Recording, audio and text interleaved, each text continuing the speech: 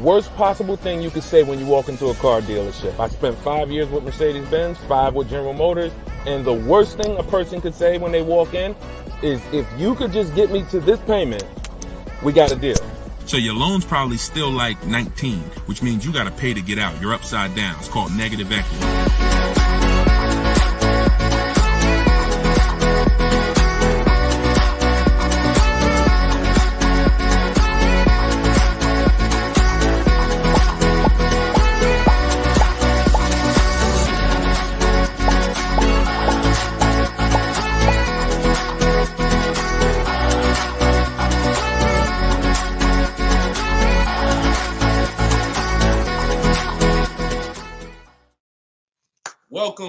Welcome to episode 4 of Car Shopping Questions and Answers. We are live on 4 platforms: Instagram, YouTube, TikTok, and Facebook. Okay, we already got people asking questions on TikTok. As you come in, we do these shows at 12. Hold on, I want to give my camera time to focus because I'm doing a lot of moving. We do these live shows, it'll focus in 1 second, at 12 p.m. and 3 p.m. Eastern time. Hold on, I'm out of focus. There we go. 12 p.m. and 3 p.m. Eastern time. Now, we broadcast these shows throughout the day because a lot of people can't make the live broadcast. You want to tell your friends about it. If this is your first time with us, you've never been on a live with us before. Oh, wait, hold on. They're saying that hold on, can't hear me. No sound. All right, hold on. Let's see. How about that? We're good on TikTok? Let me make sure we're good here on, give me a clear if we're clear on Facebook now. Give me a clear. We always got to do the housekeeping, y'all, and I need your help. Before we get busy, let me know audio is good. I see we're clear on TikTok. How are we on Instagram, on YouTube, on Facebook? All right, perfect. I see the thumbs up just came through. Okay, so this is episode 4. We do these live shows 12 p.m. Eastern time and 3 p.m. Eastern time. So you'll see the broadcast throughout the day, but if you want to actually be live with us, then you want to join us on any of the 4 platforms at one of those 2 times: Monday, Tuesday, Thursday, and Friday. So we are live. My name is Deshone the Auto Advisor. I am the author of the digital book, Cars from Home, 7 Steps to Saving Time, Money, and Avoiding Dealerships. You can get your copy for 75% off during the show over the next 30 minutes in my TikTok bio, in my Instagram bio, or I'm going to put the banner up here. You can go to deshonsbook.com. We have a link in the comment. We have a comment link in the comment section. So I want you to start typing your questions. We get very, very busy. Have your notes ready. Be ready to unlearn what you've learned about cars, because we get below market deals, and that should be your only mission when you are car shopping, is to get below market deals. All right. Now, one thing that I want to discuss. Okay, matter of fact, let's go. Go ahead, throw that up. Let's go to Frankie's question. So this is from TikTok. Can you please give me the percentage breakdown on leases again? Okay. The 1% rule has been around since probably before I ever even got into the car business. The 1% rule says that if your lease payment is 1% of the MSRP, or less, you stole a car. No down payment. So I had a 2018 Jeep Grand Cherokee. It was a $35,000 vehicle. My lease payment was $330 a month. That was under 1%. That's how we indicate that. Now, how we're doing the math is we are taking the MSRP, taking the monthly payment rather, and dividing it into the MSRP. For example, $330, which was my payment, into the MSRP, which was $35,000, and then that gives us 0.009%.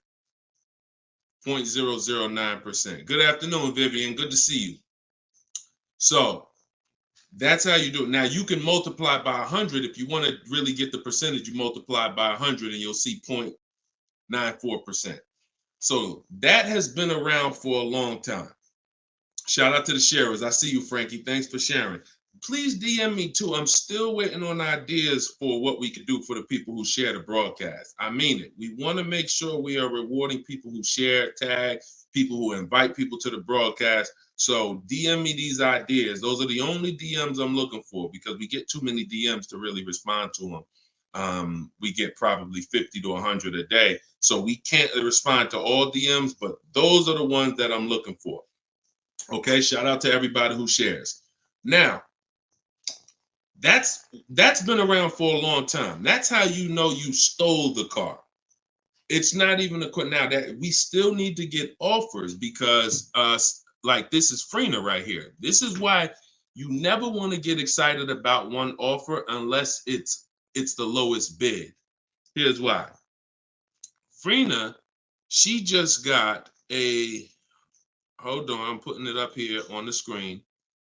She just got a 0.88% lease on a Jeep Grand Cherokee hybrid anniversary edition. $65,000, $65,950 was the MSRP. Her best bid was $579 a month. She's in the video library. She has what we teach. Getting bids. See, so sometimes you could look and be like, oh, this offer looks really, really good. Should I take it? Not if it's not the lowest bid. It must be the lowest out of at least 5 offers. Because what I always tell you is 80% of dealers are overpriced. They're going to overcharge. So that's how you know if you won. Now we had to come up with something. When I started teaching people about leasing, I said, oh, shoot, some of you going to go out here and you've been buying your cars and you're going to walk into dealers and you're going to get a lease and you're going to think it's good because you're still paying less than somebody who actually bought. But we had to come up with something that was showing you when you were overpaying for a lease. And so I started doing some math because I love math. And once I worked the math out, I said, okay, how much are we paying before we're paying too much for a car we're giving back? 1% is the steal. But what's the limit? And I started looking at how cars depreciate, how much car, if you bought it, how much the car would depreciate. And I came up with 1.5%. So when we look at the same vehicle that is, let's say a $40,000 vehicle, for example, 1% is $400 a month or less. 1.5% is $600 a month. Now, what you look at is the total you're paying over the 3-year lease. 600 times 36 months, that's 21.6. So when you take $40,000, you add your taxes and everything, you're probably going to end up about 44. 21 is about the threshold where you're still paying less than if you had bought. You're still losing less value, but and you're tying up less money. But at the same time, that's the limit. Above 1.5%, there's no value in this lease anymore. And that doesn't mean we go buy the car. That means we look at competitors because competitors do offer more aggressive lease pro. Every single vehicle, you guys, and there's over 400 of them, has a different lease program. Sometimes even the trim level is different. The Touring has a different lease program than the Limited. So we don't deal with overpriced leases. And so that's why I created the 1.5% rule. That's how it became to be, based on the fact that I knew a lot of people, as they unlearned that bad advice about leasing, as I taught it and as they heard it from other people, they were going to go and get leases. And it's important that you know when there's no value in a lease and you shouldn't be accepting a lease. And that doesn't mean, and look, let me be very clear. That does not mean, that's why I explained the first part of this question, of this answer. You don't walk into a dealer and say, hey, I'm trying to get under 1.5. You don't walk into a dealer and get a lease quote and then you say, hey, well, look, I got to be under 1.5%. No, you're doing this wrong. Again, my mindset and what I'm trying to get you to use is Cars from Home, where you should be, the only reason you should be in a dealership is to test drive cars. if you're buying new cars or leasing. Test drive, you're in and out of there in 20 minutes. The next time you're back in a dealer is another 30 minutes to pick up your car if they don't deliver. That is the only reason. We never talk numbers in a dealership for a new car or a lease. Are we clear on that? These are rules where it's like, if you want to use what I teach, and I want you to use it so that you can get the results that Frina got, that Danielle got, that we've worked with over 8,000 people in the last since 2021. I want you getting those results. And in order to get them, you got to know what the boundaries are. Deshone says we never talk numbers in the dealership because you have no leverage there. Your leverage is at home, in control, communicating with multiple dealers, and where you can't get emotional. Okay? Clear? So that's the 1% rule, and that's the 1.5% rule, Frankie. Great question. Okay, shoot the next one in, Dolan. Great question. All right, this is Tony on Facebook. And remember, look, y'all, we are live right now. So some of you have seen the rebroadcast, and you're like, Deshone, okay, this is 3 p.m., 12 p.m., we're live. Okay, so this is the time to ask your questions. You're not watching the rebroadcast, and this is also the time to tag a friend and make sure they're here so they can get their questions answered. Shout out to the sharers. And could y'all keep tapping the screen on TikTok and running those likes up? This gets TikTok's attention and gets more people over here because we got to do this together. All right, Tony from Facebook says, hi, my lease is up in a month. I wrote to get 3 quotes from dealers. I only got 1. That's normal. The other 2 are taking their time. That's normal. I have a third-party restriction. Should I wait for the other 2 quotes or just run with the 1 quote? I never run with a 1 quote, and I get 5 quotes. So you're mentioning 3. I never mentioned 3. 80%, again, a lot of what we're talking about, y'all, is math. I'm unfortunate where I have the data. I got probably 5,000-6,000 people who have my book. We probably got close to 2,000 people in the Cars from Home library in my coaching program. That's a lot of data to prove that it's 80% that are overpriced. That's 4 out of 5. So the reason why we must get 5 quotes is because 4 are overpriced. So 3, not enough. Now, if you're doing this manually, this is still easier than you walking into a dealer doing it by phone. But at the same time, I do online. I go to their website. We are connecting with dealers through their website. You don't want to do this with third-party websites that say, hey, we could connect you with multiple dealers. You don't want that because now they're trying to sell your information to the dealers, and this is not what you want to do. You want to create a Gmail account specifically for shopping. We go to 25 dealers' websites. In my book, I link you to all the dealers so that you can just put in the zip code, and then it'll pull up all the dealers around you for every brand. But you can do this yourself. You can go there and you can actually you go to each dealer's websites. We do a copy and paste message.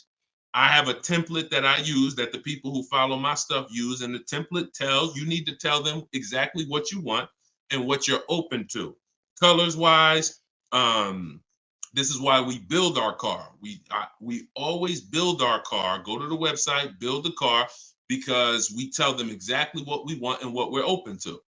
This takes us 20 minutes to contact 25 dealers online, copy and paste. We're telling them what we're looking for. Hey, these are the colors I'm open to, blue, black, or silver.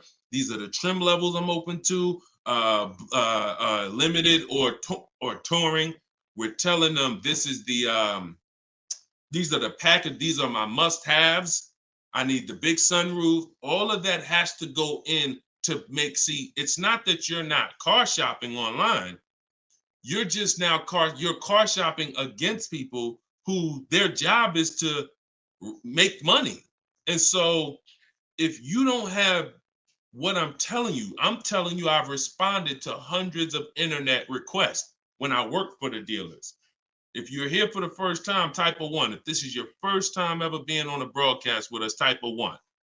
I want you to know a little something about me. I was inside car dealers for 14 years, responding to these quotes. So The reason why I'm giving you the exact strategies is because I know there's so many things that you're not trained to give the dealership that they need.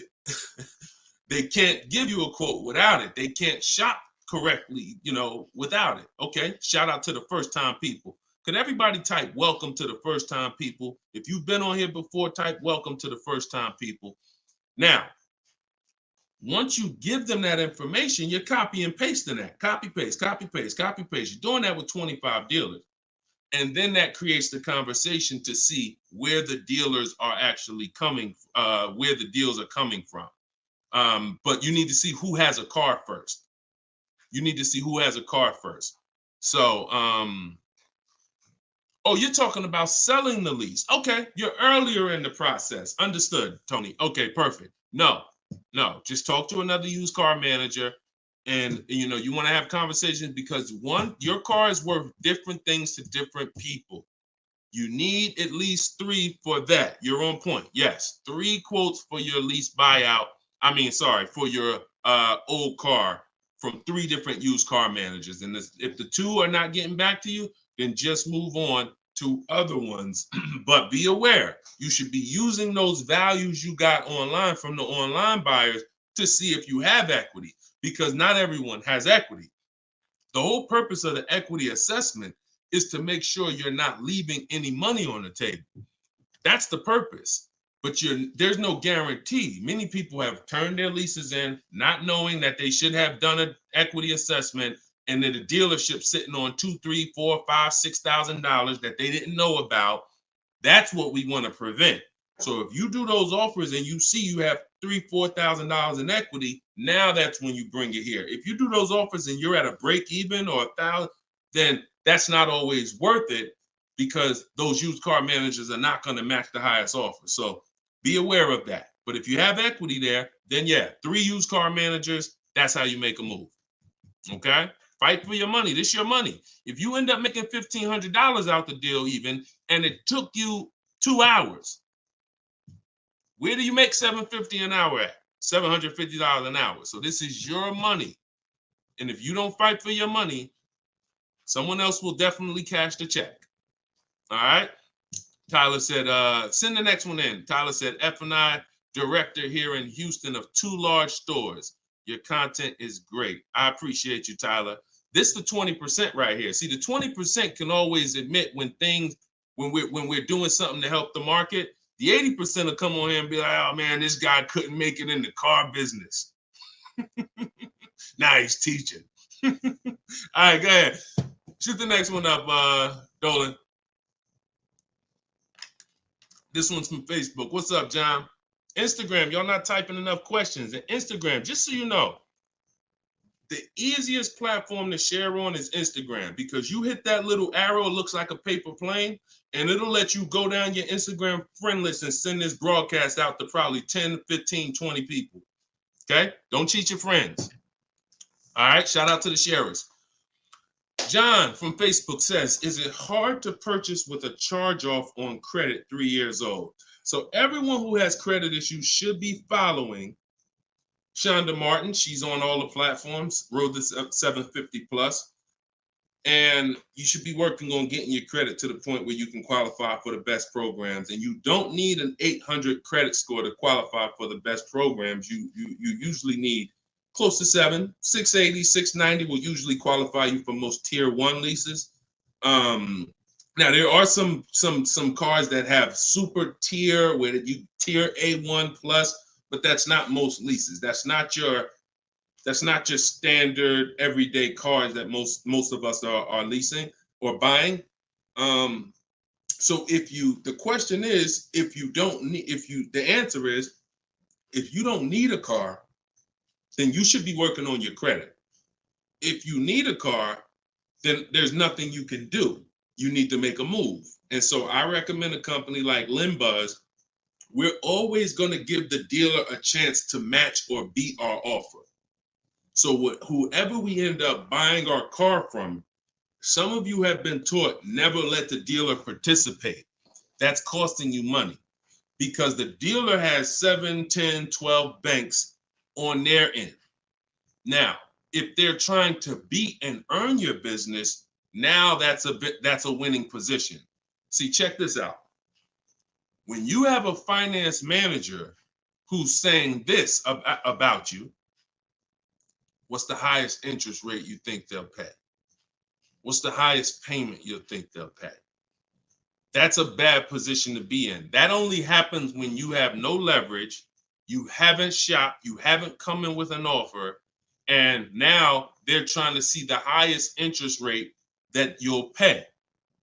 We're not doing that. You're doing it our way, which is we're going to have we don't let anyone touch our credit until after we find our car. Now, once we find our car, get our best deal through a bidding system, now we're going to take that purchase agreement, that's a receipt. Yep, I see the questions coming in on Instagram. We got you. Hold on, Atlantis. Once you see the long form receipt, now you take this home, and this is when you're going to contact your bank, your credit union, the online lenders. You're going to go online lenders, online banks, online credit unions. You're going to let all these people have a shot at your business. If you do this within a small window of time, if you do it my way, it'll only take you 2 days. This is going to weigh on your score the same as one hard inquiry, because this is something called rate shopping. This is not going from dealer to dealer, getting turned down or putting in applications and nothing like that. This is how you rate shop correctly. I call this the bank bidding war. When you get my book, I also send you the bank bidding war blueprint. It's going to be going into my book, but I need about another month to be able to combine it. But I send you the bank bidding war blueprint. Now, the bank bidding war is 3 rounds. First thing we're doing is seeing, is there any special interest rates that the car we're buying has? In your particular case, John, with credit challenges, you're not going to qualify for that. That's okay. But we need to check that. If there's 0%, 0.99%, that eliminates our need to do anything else with financing, because no one else is going to beat that. Second part of the round starts, there's 3 rounds to the bank bidding war. The second part comes after we find our car, and it's what I just broke down. When we come home, we let all these banks, these lenders, online credit unions run our credit, and so they're bidding and submitting us their loan offers. Now, the third round is the dealer. That's when we're going to call the dealer who we reserved the car with and say, hey, I got 6.29 from this bank. If you can beat it, I'll give you the business. Now, this is the big difference, you guys. When you have a finance manager who's trying to beat your offer, who's calling their banks and saying, hey, I need to get 5 point something because this person already has 6. That's leverage. When you start bidding, like I'm teaching you, like what's in my book, like what's in everything we do, in my videos, everything's a bid. You have the leverage. And there's no way for you to overpay when you are getting bids. So that finance manager calls you back, it's only going to be 1 or 2 answers. Hey, Stuart, man, listen, I tried my best, man. I reached out to every bank I got. No, I can't beat that rate, man. I appreciate the opportunity, but you can go with your own financing. In which case, you guarantee you got the best loan. Second thing is, hey, you know what? You had a good rate, man, but I got somebody to beat it. So we can do it right here for you. Perfect. In which case, you guarantee you got the best loan. See, you don't have enough people competing for your business. That's where your buyer's remorse is coming from. That's where your lack of confidence is coming from. That's why you're driving off from a dealer saying, hey, you think we could have got more money? You think we could have got another $1,000 off? That's all buyer's remorse because you don't have enough people competing. So I want you to stop that. I want you to use what I'm telling you to do. All of this is in my book for those of you who like Deshone. I don't even want to remember all of this. It's all in my book, Cars from Home, 7 Steps to Saving Time, Money, and Avoiding Dealerships. This is what I've been teaching for 3 years. And this is what I've been doing since 2015 myself personally. So you can get your book for 75% off. Cue up the next question, Dolan. Oh, John, in your case, though, when you get that buyer's order, you would be reaching out to Limbuzz. So after you find your best car deal, you would be reaching out to Limbuzz and seeing, what their rates would be for you. And then you would be going with, still giving the dealer the opportunity to see if they can beat it. Because once a dealer knows you got an approval already, they kind of have a little more leverage to be able to see if they can beat that approval. But in any case, even if they can't, Limbuzz is pretty generous. but we don't do this until after we find our car. Okay? Great question. Shoot the next one up, Dolan. All right, this is Gemini from Instagram. Can a dealership legally raise the price from what is being offered online? Listen, nobody's suing dealers. So it's not really about what's going on legally. It's probably more ethics than anything. And we don't expect dealers to be ethical. We don't need dealers to be ethical. They've proven that the majority of them aren't ethical. So when you're not ethical, you walk the fine line between breaking the law and not. You walk that gray area. I overcharged you. I know you could have paid less, but I know, whatever. But I know I could have sold you the car for less. But I'm gonna tell you that this is the best. Like, all of this stuff is unethical, but it's legal. So when it comes to what we're doing, our job is to protect ourselves. You can't go into a car dealership expecting them to protect you. You can't go into any business transaction expecting the person you're negotiating against or the person who's selling you a product to protect you. That's why we exist, because there's no one out there. If it hadn't been done, you'd been good. If there were, even if the I think it's the Federal Trade Commission or whoever regulates businesses were stepping in to protect the public, then we wouldn't have a need for what we do. But that doesn't exist. So it's on you. It's buyer beware. It's you protect yourself. And so I provide the tools for everyone who wants to take action to protect themselves. All right? But no, we don't expect dealers to do anything other than what they've been doing. Go ahead, shoot the next question up. Let's roll. All right. Why shouldn't a person focus just on monthly payment, monthly car note? Okay, good question. Hold on. Let me make sure I can see Instagram. All right, so this one's from Instagram. Promise Tammy said, why shouldn't a person focus on just the monthly car note amount? So if we did a little math and you go, all right, if you walk into a dealer and you're looking at a $40,000 car, and you say to the dealer, how much does that car cost a month? And they're smart, if they're trained, they're gonna say, well, it's not really about the car payment right now. Do you like the car? And once you say, yeah, I like the car, let's get down to numbers, they're gonna ask you, they're gonna try to figure out what you could afford. Like, what's the most you could afford? Or I can't afford any more than $450 a month. Now, some of you know every $1,000, every $5,000 on the purchase price of a car is how much per month. Some of you know. I know we got a lot of new people on here, but for those of you who've been tapped in with us, how much is every $5,000 on a car loan? So, and the reason why I give you guys this parameter is so when you look at that $40,000 car, thank you, Frankie, got it. You should automatically know every $5,000 is about $100 a month. Yep, you got it, Michael. All right, I see you. We got people tapping on every platform. Good job, Carmelo. So the reason why, see, those of you who focus on just the car payment, you are some of the people who the 80% of dealers are going to manipulate the most and make the most money on. Because when you come in, if you don't realize that $40,000 car is in no way close to $450 a month, now you have someone who's going to try to manipulate the loan to make that car $450 a month somehow. Now, it's usually going to end with you having a super long loan. So I've had people come to me years ago, friends that would say, Deshone, what you think about this deal? I say, man, let me look at the paperwork. And I see, man, you know the loan is 96 months? Nah, man, I didn't even know that. Yeah, the loan is 96 months. What is that, 8 years? 84 months is 7 years, 96 months is 8 years. So you're out the door at an 8-year loan. Now, I'm not gonna assume you know why that's bad. So I'll say that an 8-year loan leads to too much interest, and it's what it is, because if they got you an 8-year loan, it's certainly at a high interest rate, because banks know that those loans, people who need 8-year loans, are risky.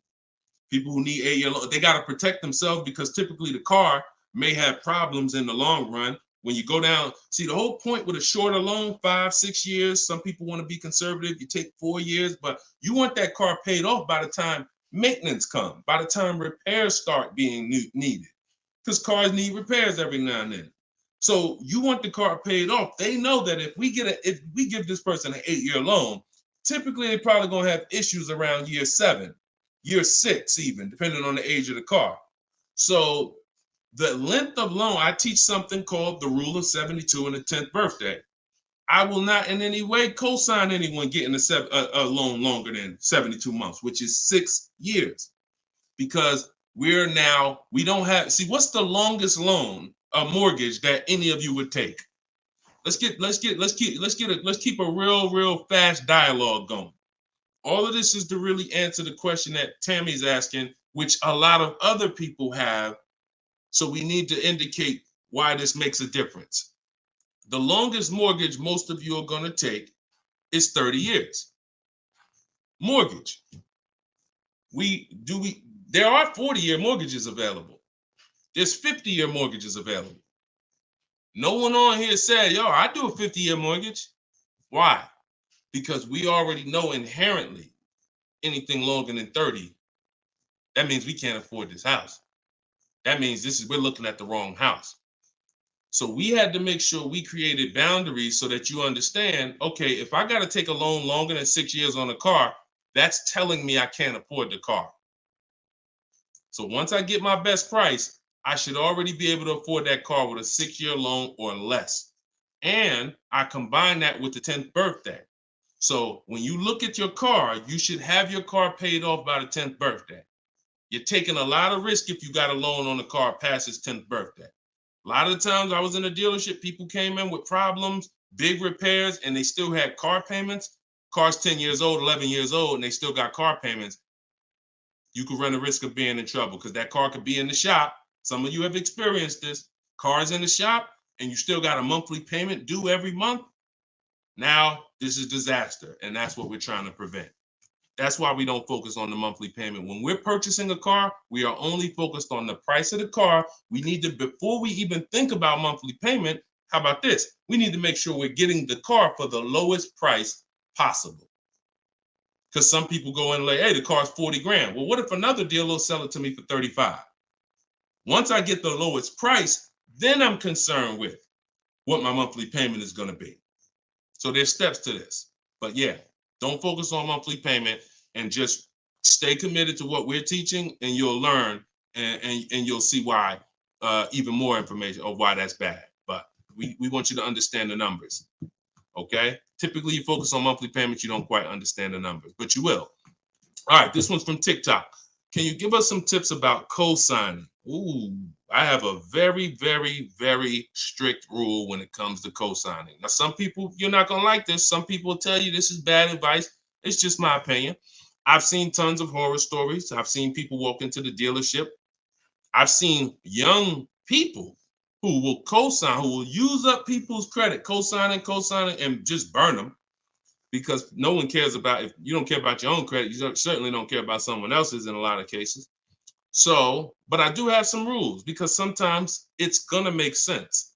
When you can pay, if a person does not pay, then you're good. Example, my daughter, we're going to get her a car. I'll co-sign only if I can pay the note if she doesn't pay. So let's say she's working, she's paying X amount per month, I'm co-signing, but if for example, she loses her job, anything happens, I can pay if she doesn't pay. That could be for the spouse. If they don't pay, I will pay it. As long as that's the rule, then you're protecting yourself, because where you get in trouble at is if you can't pay, if they don't pay. He told me he was going to pay it. He's missed 2 payments. Your credit doesn't get, no, they don't care. So you got to be willing to say that. This has to be a person that I'm willing to pay if they don't pay. That means I got to have that type of relationship with them. Or if I can't pay, if they don't pay, I'm not co-signing, because I cannot depend on things that will go wrong. Life will happen. And then I'm sitting out here and my credit was 700, 750, 800. Now it's 620 because they missed 3 payments and I'm struggling to get this car back from them. Okay? Those are my hard rules on co-signing. I don't deviate from them. And those are typically rules that if you follow them, you're going to be safe. Okay? All right. Shoot the next question up, Dolan. Diana said, my brother asked me to co-sign. I told him, hell no. Listen, that's it. Listen, people will ask you to co-sign quick as, listen, people will ask you to co-sign like they just asking to borrow sugar. Hey man, can you co-sign this loan for me? No, listen. It takes a while to build up great credit, and it takes seconds to destroy it. Nicole from Facebook said, are you able to negotiate third-party restrictions in a new lease? So these are two separate things. The third-party restriction is the selling of the old car, not the new lease. We're not mixing these two. So we're going to, the people who work with me, you're selling your old car independent of the new deal. The new lease is its own transaction. We split everything we do into separate transactions. See, the car business has taught the public to give them up to 3 transactions. Buying a car from them is 1 transaction. Getting a loan from them is a 2nd transaction. Letting them buy your old car, which you call trade. We don't use that word. That's 3 transactions. There's money in each transaction. There's money in each. That's why there's companies that only want to give you loans. They don't sell cars. There's money in loans. There's companies that only want to buy your car. They don't care about selling your car right now. There's money in buying cars. So you need to separate these transactions if you want to maximize each. There's no way for you to save the most money without maximizing and looking at each part of your deal as its own separate transaction. So if I have a third-party restriction, I'm doing the equity assessment. A third-party restriction is, some of you have leases. We always need to see if there's any equity in our lease before we return it to the dealership. If you have returned your car to a dealership without doing the equity assessment, you don't know how much money you've left on the table. Because if there's $2,000 or $3,000 of equity in your car, the dealer's keeping that, and that's their money. So, or the bank's keeping it when they sell it, that's their money. It's probably the dealer will find a way to buy it, and it's their money. So when we look at an equity assessment, we're going to do it at all times. Now, there's no guarantee we have equity, but we want to guarantee we're not leaving equity on the table. And so a third-party restriction doesn't mean you can't sell a lease. Who didn't know you could sell a lease? Type a question mark. If that's new to you, this is your first time hearing this, you've been leasing, and you're like, Deshone, I never heard about selling leases. I had no idea this was a thing. Type a question mark if this is your first time hearing that you could sell a lease. Okay. Fish Guy Rodney. Okay. See, so more information is coming out. Okay. Fairy Godmother. Okay. Emil. Okay, I'm sorry. I just tore your name up. Sorry. So as you change Shamir on Instagram. So when we look at this, we got to see that the things that we don't know cost us money. So now it's like, once they saw people, because we helped out probably thousands of people in the pandemic sell their leases, used car values, resale values were crazy. So we had people making $5,000, $10,000, $12,000 selling their leases. I sold my Jeep Grand Cherokee lease. I made $8,900 after I drove it for 42 months because I extended the lease and then I sold it. My mother, she drove her car. She made $10,200. Now those numbers don't exist anymore because values have come back down. But there's still people who are going to make 3, going to make 2, going to make 4, depending on your car. Now every car doesn't have equity, but when it comes to the third-party restriction, they don't say you can't sell. They limit who you can sell to. You must sell to a local used car dealer. I mean, to a local dealer of the same brand. So if you have an Audi, you must sell to an Audi dealer. We are still going to get bids. We're going to get at least 3 bids from used car managers at Audi dealers because your car is not worth the same thing to every dealership. Your car may be worth 19 to this dealer, 19.8 to this dealer, 21 to this dealer, which is why we must get bids. Y'all gonna hear me say that word. Your favorite word, if you stick around and you use what I'm teaching, when you start mastering my strategies, your favorite words are gonna be bids, multiple offers, because that's how we save all the money. So okay, so that has to be handled, Nicole, separately. The selling of your car, the who I'm gonna sell that car to, you find that person first. Then you go shop for your replacement car. And then once you go sign that deal, you sell the car, you do it the same day, and you maximize both transactions. Okay? And all of this, guys, shouldn't take you any more than 90 minutes. This is not something that's going to take you hours. See, my whole thing is to show you how to get great deals in 60, 90 minutes from home. That's why my book is called Cars from Home, 7 Steps to Saving Time, Money, and Avoiding Dealerships. You can all get a copy for 75% off for the next 30 minutes. Just go to my TikTok bio. You won't leave the broadcast. Grab your copy before that timer hits 0. The price goes back up to $97. Or you can go to my Instagram bio, or click it if you're on Facebook or YouTube. Go to the comment section and you'll see a link to deshonsbook.com and grab your copy for 75% off before the timer expires. All right, go ahead, Dolan. Shoot the next question out. Should I feel bad if I get 1.3? I'd only feel bad if I got 1.3 and if it was my only offer. If it was my only offer, or if I only got 2 offers, then yes, because I'm going to tell you why. I'm going to show you something. When I look at what I see, hold on.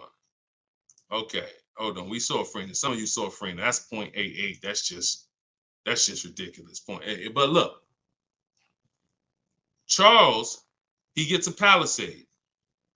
He's paying $48,000 vehicle. His best offer was $597 a month, 1.23. Now look at and sometimes people who are getting phenomenal, who are looking at cars that are super, super popular, they'll go a little further, and he reached out to 35 dealers. Now, I want you to pay attention. Some of you, the average person, only shops 2 dealers. My strategy is I teach 25 to 5. But once you see my copy and paste system, which is in my book, I have a copy and paste system where we're on their website. You'll see that I could talk to another 10 dealers. It only take me 10 minutes to open up contact with another 10 dealers. We always use a separate email. Do not contact dealers from your personal email. I'm warning y'all. It's not going to work. You're trying to go through your work email, and then you got your personal stuff, and then you're seeing the car dealers. Don't do it. Create a separate Google email, and that's how we do it. So he said, I reached out to 3,500 dealers, got 10 quotes back. So that $597 a month, 1.23, is the best out of 10. So so I always tell you, when you do it right, you're going to see offers that are $150 to $200 a month more. That's when you know you've exposed the 80%, and that's when you know you shopped the right way. If you don't see that type of spread minimum, you haven't shopped enough offers.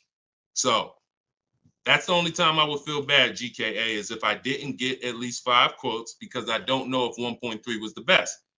I'm gonna tell you a funny story too, because Freena's in our coaching program, and Freena reached out and she said she was looking at a Jeep Grand Cherokee. Get ready for the next question, but I'm gonna tell y'all, I want to hammer this home so y'all understand the importance of multiple offers, and you don't get lazy, because the things I'm telling you might take another 30 minutes, 40 minutes, and they save your family $3,000. You can't put a price on. You can't put a price on that. So Freena was shopping for a Jeep Grand Cherokee Limited. She comes to the group and she said, Deshone, this was the best offer on a Jeep Grand Cherokee Limited. It was like 1.2 and change. But she said, the guy that made me this offer said he has this 4XE. It's a hybrid. And he said he could actually do better on that one. She said, what do you think? He told me what it would be. It would drop the price here. I said, if you're open to that, then you need to run your quotes again and get 5 more offers on that vehicle, because it may have a better lease program, in which case you need to open it up again. She opened it up again. That's how she got her 0.88% lease. So if she would have just said, well, this guy is getting me 1.1, I'm going to just take that, then she never would have found a 0.88. multiple offers. That's probably $100 a month difference than what the last offer, $100 a month times 36 months on this lease. You're talking about $3,600. And she did it in minutes. Once y'all learn how to do this, it's minutes. This is not hours. I'm not spending more than 60 minutes on shopping for a car. Now, that doesn't mean I'm not spending time to decide what I want. But once I decide what I want, once you know what you want, 60 to 90 minutes to get the best deal. That's it. All right, shoot the next one up, Dolan. Keep the questions coming, y'all. We are live every day at 3 p.m. Eastern time. Well, not every day. Monday, Tuesday, Wednesday, Thursday, and Friday. Monday, Tuesday, Thursday, and Friday at noon and 3 p.m. So this is our live show. Okay. Throughout the day, though, you may see a broadcast and you'll know, okay, you'll still be able to get value because most of the people who are asking the questions on here are asking the same questions you would have asked. So go ahead, Dolan, shoot it up. This is Raymond from YouTube. How do you structure a lease? So the first thing you want to do is look at the car you're thinking about leasing. And we like to use a 1.25% formula estimate to see if we should be even looking at that car.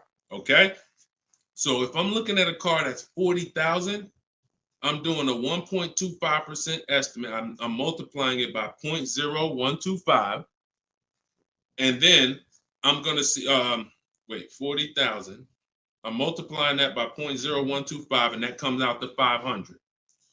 So that's going to tell me if I'm looking to be at 300, that's not the car that I'm going to be looking for in most cases. Now, we don't know if the best deal is going to be 1.25, but we're trying to estimate based on a bad deal is above 1.5. Anything above 1.5, we're overpaying for our lease. No money down. Money down comes later. Now a steal is 1.1%. So I teach something in my book. It's called 1% is the steal. Between 1% and 1.5% is the deal. And then above 1.5% is time to chill. We don't do that. So that's the first thing. Now, once we move past that, now it's time to choose our mileage. So we're going to look at our lifestyle. We're going to see how much we drive to work, how much we're going to be driving the car. And once we come up with that, you're just doing some simple calculations. What's your round trip to work? 10 miles. How many days a week? 5 days. Okay, that's 500 miles a month. That's if you do the math. Let's say your trip to work is 20 miles round trip, and you do that 5 days a week. You're doing 100 miles a week to work. Times 52 weeks of the year, that's 5,200 miles. So I walk you through this in my book, but this is simple. 5,200 miles, and then you say, okay, well, I like to do a little leisure. I like to take a little trip down here. I go to my fishing. I go fishing 1,000 miles away, blah, blah, blah, blah. So you're calculating what you're going to do. The easiest way to do it is to look at your old car and see what you've done. But if you don't have an old car, this is how you calculate it. You come up with, all right, I only need about 9,000 miles a year. Perfect. All of our leases, we shop our offers with 12,000 miles a year. That's your average miles. That's what we want to base our formula from. So whenever we reach out to a dealer, we do this online. As I said, everything we do is online. Once we do this, we're shopping multiple dealers, and we're telling them work us up a lease quote. First month's payment total out of pocket. If you were on the last show earlier, we talked about we don't say down payment anymore. We say total out of pocket, TOP. Everybody who's clear on TOP, if you were on the last broadcast, type TOP. If you weren't, TOP is total out of pocket. That means only thing I'm giving you for this offer right now is my first lease payment, and I'm driving off. Total out of pocket. We're not saying down payments anymore. Okay? So now, we're structuring our lease with first month's total out of pocket, 12,000 miles per year, and that's how we're sending the offers out to the dealers. All online, all copy and paste. These are all templates I have, but I have templates where you just fill in what you want, blah, blah, blah, all in my book. There are links, there's templates, but if you're going to do it your way, that's fine, but this is how you do it. And you can sit in your computer and just copy and paste, and now you're looking to get 5 quotes. That is the mission. 5 quotes, and that's it. That's how we structure our leases. Once you're done and you get your best quote, Now that's when you adjust your mileage. So once you identify the best dealer, the winning bid, now you're going to say to that dealer, hey, can you adjust the offer to 10,000 miles a year? Can you adjust it to 18,000 per year? Can you adjust it to 25,000 per year if you're a high mileage driver? And you adjust it from there. But that's it. You do this over and over, rinse and repeat. Rinse and repeat. All right. Great question. Shoot the next one in, Dolan. All right. Shout out to the sharers. Thank you, Liba. I see you. Thank you so much. This one's from Preston on YouTube. What is the best way to finance a car out of state? It's no difference. It's really no difference. We're going to find the car. We're going to get the buyer's order. We're going to have them. Now, the thing about a used car, if it's a used car, we got to test drive the car. So what you may want to do is if you're picking up a car out of state, you may want to go there, lock up the car, grab a cheap hotel for the night, stay there, because you don't want to eliminate the bidding process. The bidding process is your bank, your credit union, online banks bidding, and then dealers bidding. The dealer who you get the car from, they're bidding against that. Some of you don't really understand how much money is in finance. On a $40,000 loan, 2 points on an interest rate could literally be $2,500. So we got to understand there's a lot of money in loans. So if I'm driving to pick up a car out of state, what I'm typically going to do is go test drive that car. If I like it, I'm locking it up with a deposit. I'm taking that buyer's order. I'm gonna go back, depending on how far it is. If it's 3 hours away, I'm probably not gonna drive home and then come back. Depends on you. I'll probably just post up in a hotel. Go do my financing online. Let all these banks and credit unions run my credit so I can get their offers, and then I would call the dealership the next day and say, hey, this was my best offer. If you could beat it, I'll just come get it from you. And that's it. I'll spend $50, $60, $100 on a hotel to save $3,000, $2,000 on interest on my interest rate. But everything else is the same. So we can't be scared to go out of state. If many of you who are using what I'm teaching, you're going to see. Look at Eddie. Who was Eddie who drove? Hold on. Short conversation. John, hold on. Market. Trying to think. I'll see many of who I'm going to share with you. You'll see they'll say when they're picking up their car, I'm driving 45 minutes. I'm driving an hour and a half away. Look at Sean. Perfect example. Sean, he's also in our coach. Now, I don't want you to think, oh, I got to be in Deshaun's coaching program. There's just some people who are. The information's in the book. We got the video library. For those of you who are like, okay, I like videos to go along with the book. That's fine. I link you to some videos in the book. But then there's some people who coach with me and I can talk personally to them. So Sean comes on here and he comes into the group. He said, he sends this. Look at the amount. He said, I'm looking at some advice on this F-150 Lightning XLT. It's a $73,000 truck. The dealer discounted it $4,900 and then revealed that there was a $15,500 rebate. His total savings is over $20,000 off this truck. So I'm like, all right. Now me, being who I am, I don't know if that's the best. 2015, I sold 2 Maybachs. They had $20,000 rebates on it. So we don't know if this is the best. I haven't seen, this is what I said to him. I haven't seen the other offers yet, but I'm assuming you got at least 5. You're saving over $20,000 on this with this discount and rebate, but the only way to know is to compare to the other offers. See, I'm not going to get excited about this deal until he tells me what I'm about to read to you. That's when we get excited. He said, guess I could have put a little more info on here. Yes, I got about 15 quotes. You see the difference? This is what I want you to get. BK Dollar, this is what I want you to get. Liba, this is what I want you to get. Everybody watching, the money is in multiple offers. The reason why you're not saving, you're just not getting enough offers. So he says, I ended up expanding my search to 150 miles outside my area to find this deal. He said, I couldn't find watch this. I couldn't find anything under MSRP in that first search. So think about how I'm telling you, the local dealers know when they see your zip code, they know, okay, some of them, all right, we don't have to do too aggressive. But those dealers that are an hour and a half away, when they see your inquiry, they're like, oh, listen, this is a person we never would have saw before. What is it going to hurt us to blow this truck out?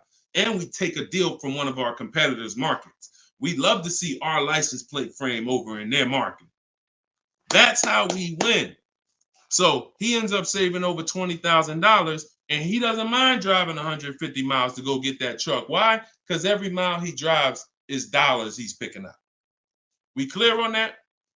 We clear? If you're clear on the importance of multiple offers, type clear. All right, shoot the next one up, Dolan.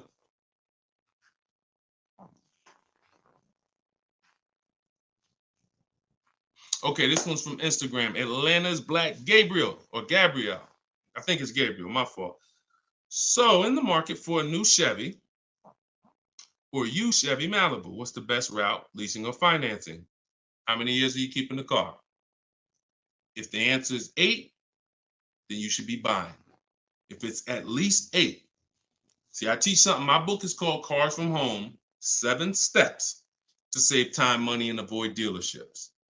Everything I do, when you go, the video library that we have, your best deal in 7 days, 7 steps. These are not going to change. The first step is the foundation to your deal. The first step is the foundation to your deal, which is lease or buy. Because you cannot get a good deal if you bought when you should have leased. It's impossible.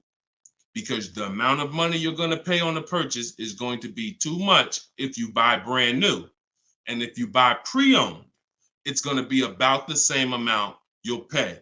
So when you buy, if you're not keeping your car 8 years and you buy a used car, 3-4 years old, and then you trade it in 5 or 6 years, you're going to pay the same amount or even a little more than someone who got a great lease deal and drove brand new vehicles. So it's all about how many years you're keeping the car. If you're keeping the car, if you're like Deshone, there's no way I'm keeping the car 8 years. That's not my style. Then you should be shopping from this day forward for aggressive lease deals. Now, once you find a car that you love, or if your spouse says, you know what, I don't switch cars like that. I keep a car 8, 10, 12 years. Then we purchase for them. We're going to purchase. But for those who are not keeping their cars 8 years, you are losing thousands and thousands and thousands of dollars not leasing cars. Thousands, thousands and thousands and thousands and thousands. All right? That's the 8-year rule. It's the most important question. It's the first thing you ask when you are car shopping and you're ready to car shop. How many years am I keeping this car? 8 or less, we lease. Less than 8, we lease. More than 8, we buy. That's how we avoid the depreciation. So go ahead. It's a hard rule. You want a follow-up question to that, or anybody want to? Because I know some of you are like, Deshone, I was taught never lease.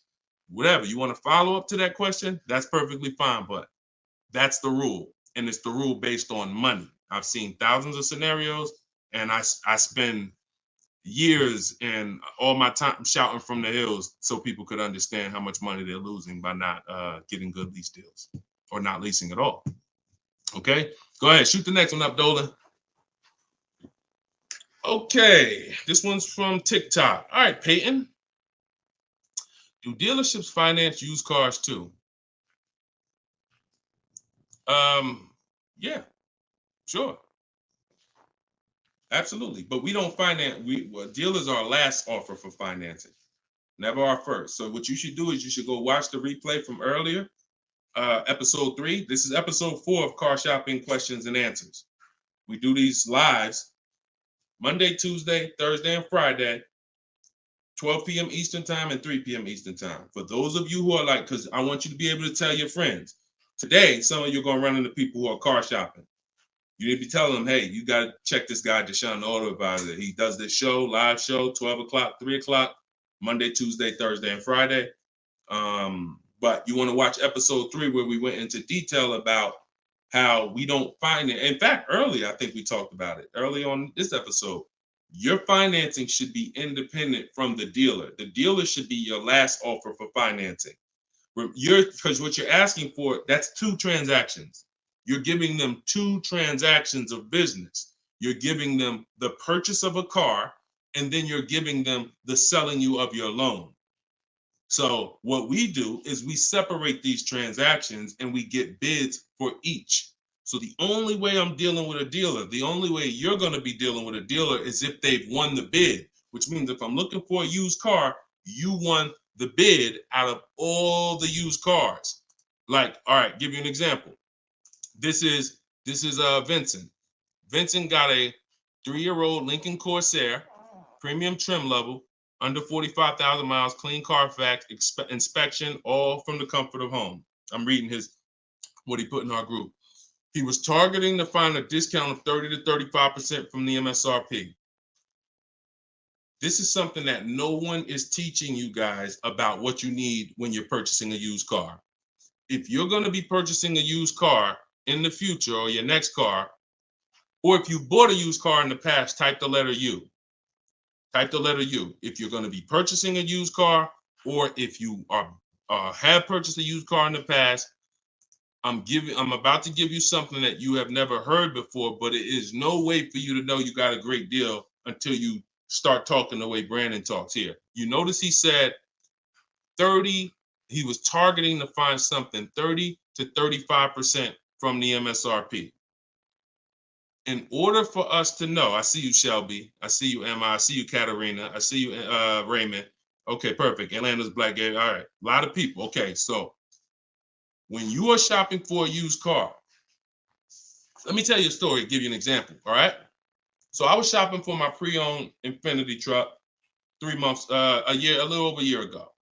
I narrowed it down to 3. Now, I narrowed it down based on title history, service records, accident history. We talked about this in the last episode, episode 4. Title history, service record, episode 3 rather. You can see it on YouTube. And if you're on YouTube, please make sure you subscribe and please hit the like button. It matters because that shows the algorithm that we talking business over here, that more people need to be here. So when I narrowed this down now I get to, like, I think I narrowed it down to my top 4. They were all white. They were all within 30, they're all within $1,500 of each other. Now, here's the problem. This is where it gets complex for you. Because I'm looking at one that they're asking 30,000 and change, one they're asking 31,000, one they're asking 31,800. You know, they're all within $1,500, $2,000 of each other. Similar miles. On the outside, they all look similar.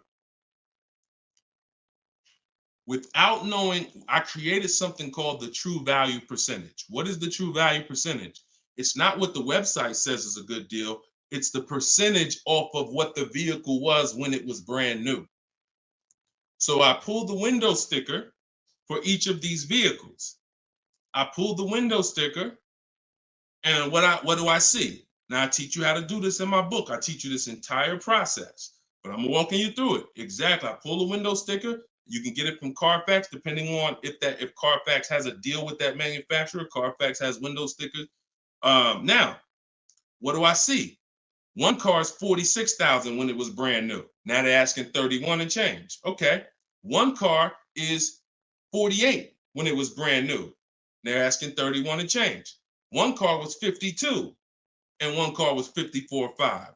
That's the one I got. So you see how in one instance we were confused. You would be confused. You sitting here like, yeah, Deshone, that's hard because they all look the same. They all similar price. How do we know? Once we find out the original MSRP, not only do we find out what the original equipment is that's in the vehicle, which is helpful. I wanted to know this is an edition 30, got all these special features. That's helpful to know too. But more important than that even is to know that that car was a $54,500 car that they were asking $31,800 for, which means I got a 42% discount. That is something we created called the true value percentage. And that's how we make sure we choose the right used car when we're ready to pick the final one. This is what we do here, y'all. If you this is why, like, this is why we've been blessed, because God knows we're giving you the information you need to win with. So all of this is in my new book, Cars from Home, 7 Steps to Saving Time, Money, and Avoiding Dealerships. If you want it all in one place, you can watch the show. You can watch my free social media videos. I got hundreds of them. Or you can say, Deshone, I'm going to get this at, it's 75% off in my TikTok bio. It's normally $97, but you can get yours for 75% off.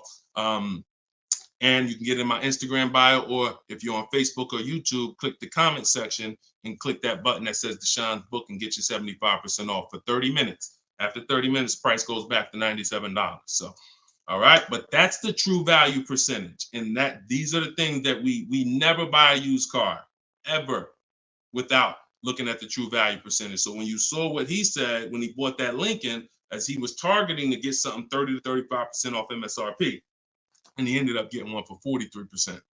So that's what you need to know. Go ahead, shoot the next one up, Dolan. Great questions today. All right, Raymond on YouTube. Does it make sense to buy an existing lease? So when you're buying a lease, all you're doing is buying a used car. That's how you got to look at it. It's a used car. It's just, it may be your car. If you're buying your lease out, it's a very different. See, what I see most times is people want to buy their lease because they don't know how to shop. Because there's deals out here. We've been making deals since the pandemic. I started our video library. We started that in 2021, November. Middle of the pandemic, when people were paying ridiculous prices over with some, the 80%, they were cashing the biggest check they've ever cashed in their lives. Like in their lives, they were like, and we were getting deals all since then. Felicia came in. She was our first person in our program who got a BMW. She saved $1,950 January 2022. And so we when you get bids, you reveal. That's why we don't pay attention to nothing out there. I don't care what anyone says, what any dealer says does not matter to me. That does not matter, because I know that if we got deals all through the pandemic, oh, forget it. That's why this market, we're killing it even more. So, you know, if you're buying your lease because you're keeping it another 8 years, you say, man, Deshone, I used to lease, but you know what? I really want to buy something that I could keep for 8, 9, 10 years. Then sure, buy the lease. But if you're not doing that, then you're moving from a lease mindset, which is I'm driving great cars, brand new cars, always under warranty in most cases, latest and greatest features, low payments, pennies on a dollar compared to people buying. That's a whole value system. That's mindset right there. These are the people who are shopping for a lease. These are the benefits of leasing. And then you're moving and saying, all right, I'm going to buy a used car now. Very different, very different. So you got to be, you have to have had a change in mindset and goals to buy your lease and buy a used car. And it's never, what I see most times is people just don't know how to shop. When you use what I'm teaching you to shop, get 5 offers, you're going to see there's deals everywhere. Everywhere. Go ahead. Shoot the next one up, Dolan. You can't pay me to negotiate your lease, because I do this in 90 minutes and I'm teaching you to fish. You know, I've had people who used to buy cars from me. Hold on, keep that question up from Nicole, but I saw this person on TikTok. I'm not in the business I'm in the business of teaching people how to fish. So, you know, because what happens is you're building a trust in something. Like if you're not willing to learn what it takes to do this in 90 minutes from home, like I'm teaching you, then you are the same type of person. That same mindset will lead you to go into dealers because you're just lazy and scared. Now, I'm not saying that's you. I'm warning you to not let that be you. I'm warning you you can't pay me enough. I'm not in that business. I'm in the business of helping people all around the country. It don't matter what you pay. Of course I don't think you would ever even ask me to work for free. I'm telling you though, that's not the business I'm in, because we can help thousands of people all around the country, but you're not realizing that your transaction is a 5-figure transaction. There's nothing else in this world that you're going to give that type of control. If you were going to start a business and it was going to take a $30,000 decision, $30,000 of your money, would you ever be looking and saying, oh, could you do this for me? You see, we do things with cars because we've been programmed to do them with cars. Car dealers have made you so scared that you've been programmed to do something, but you never do it with anything else. You never do it with a house. You wouldn't say, hey, could you just, I'll pay you to get my house for me. I'll pay you to, start this business for me. No, it's only cars. So when you realize that this stuff is easy, that old way of going into dealers and going back and forth, see, you're thinking of the old way. You're thinking, oh, I need somebody to tag along with me. Yeah, I got Deshone sitting over there next to me. I wouldn't be there because I'm at home. Where you see me at, this is where you see me at is exactly where I got my Infinity truck. I just told you about the deal. Where you see me at is exactly where I get my cars from. I sit right here, and all the people who got my cars from Home Book, who are in the Cars from Home video library, they're all right here. Some of them in the airport buying cars. Some of them at their desk at work making deals on cars. Nobody who's learning from me is in a dealership making deals on cars. So that's the old way. And if you think that you got to unlearn that or you can't win with me, you got to scrap that. I know it's painful. I know it sucks. I know it makes you feel like you're a loser. But that's what I'm telling you. Scrap that joint and do it my way. And when you do it my way, you're going to be like, oh, shoot, man, how the heck wasn't I shopping like this years ago? All right. So now Nicole on Facebook. Do you shop or negotiate differently for a car that is low in inventory or shortage? No. Now, the only difference is, let's say, and this is the reason why we connect with 25 dealers. See, in my book, I said we use the 25 to 5. We got to connect with 25 dealers. This takes us 20 minutes because we're using a copy and paste system. So if you're going to all of these Chevrolet websites and copy and pasting in their contact box, copy and paste, copy and paste, copy and paste. Now, what you're doing is you're shopping out of all those dealers' inventories. So if you only do this with 4 dealers, then you only see one dealer who has a car. And they're like, oh, well, we it doesn't seem like it's a lot of these cars out here. That's why we're connecting with 25. You saw Sean, he connected with 35. And so when we connect with these dealers, we're not just doing it to get bids. That's one reason.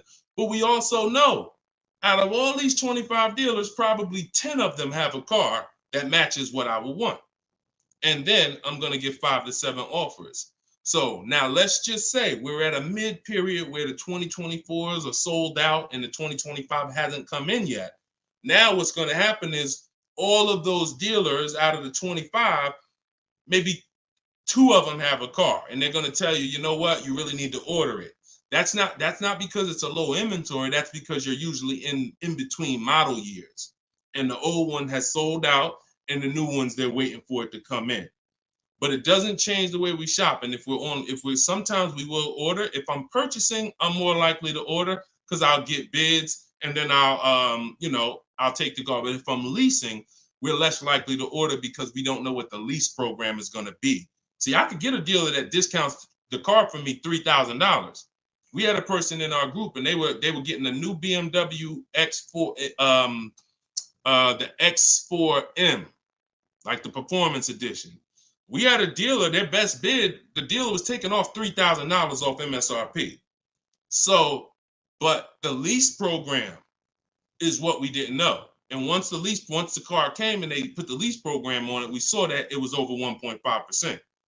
So even at that discount, wow, we saved $3,000. Now, if she was purchasing it, that's a win. $3,000 off, beat everybody else.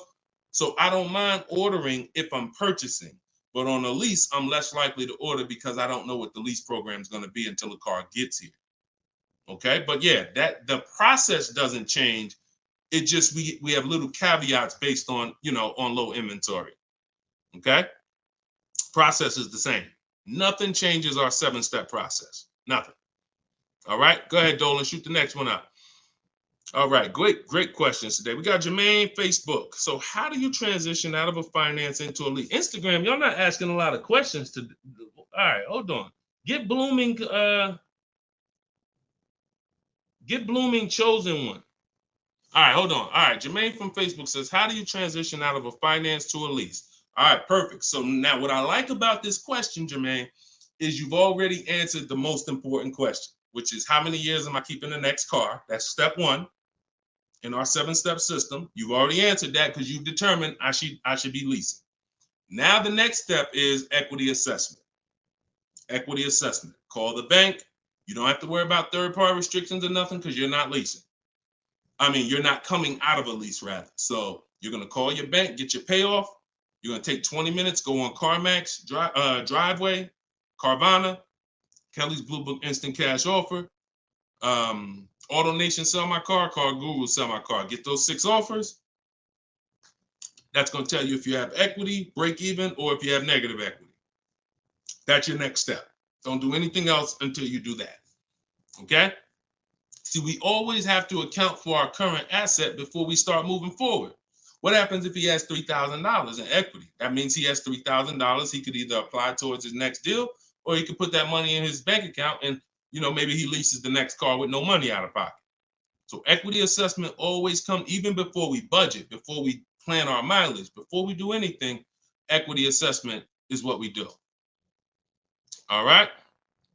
All right, shoot that next one up. Shoot that one up from Instagram if you got it, Dolan. It might have took you a minute, but because we got it's comments from everywhere, y'all. No matter. Okay, here we go. For your calculator, why doesn't it negotiate to the lowest offer? My calculator is the best. My calculator is the best thing that exists because it takes all the offers you get. By the way, y'all, what she's talking about. And you got to be specific because I do have multiple calculators that I've created in my book, multiple softwares where you plug in stuff and it spits out so one of the calculators that I have is the counter offer calculator. So we never accept a deal until we send a counter. So what we do is we take the counters. We take all the offers we get, we plug them into my calculator. Whether it's a lease or whether it's several types. One is for leasing, one is for cash purchases and financing. Now, when you're financing, you're always getting your deals with tax and everything included, all in.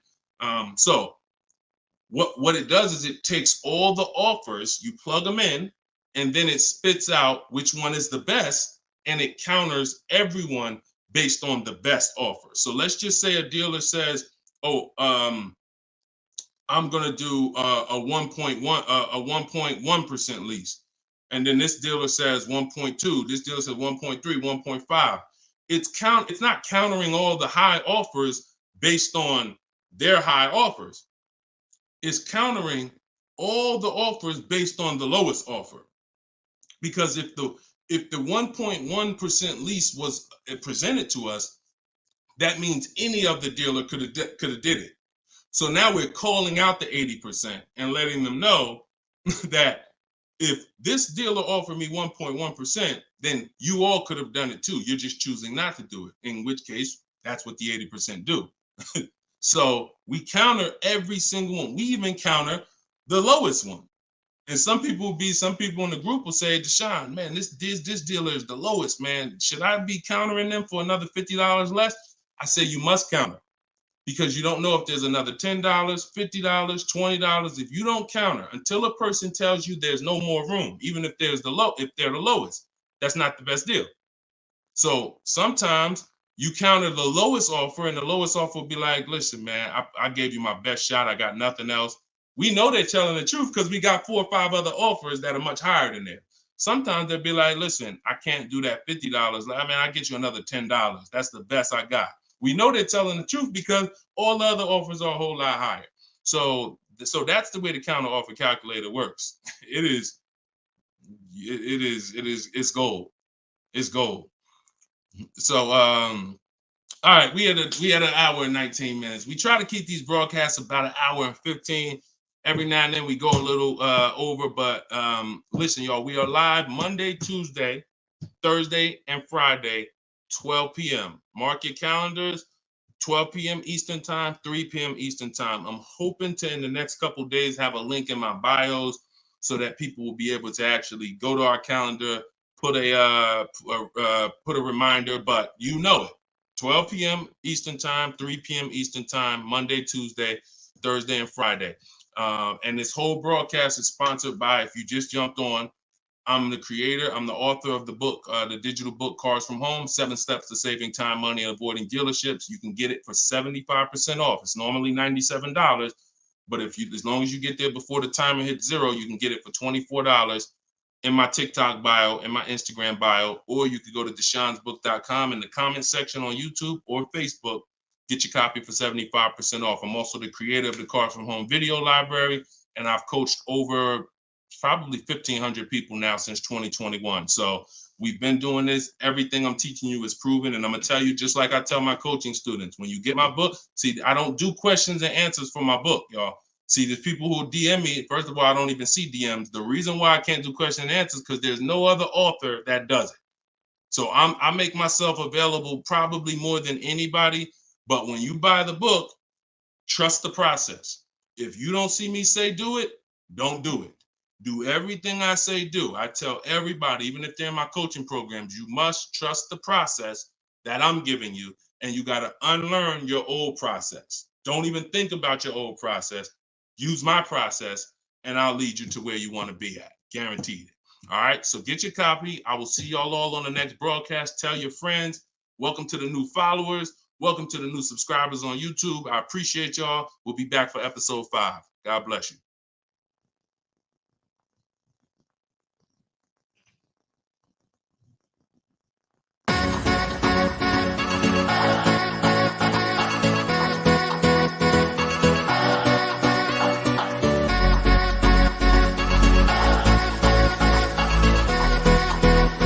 The worst possible thing you could say when you walk into a car dealership. I spent 5 years with Mercedes-Benz, 5 with General Motors, and the worst thing a person could say when they walk in is, if you could just get me to this payment, we got a deal.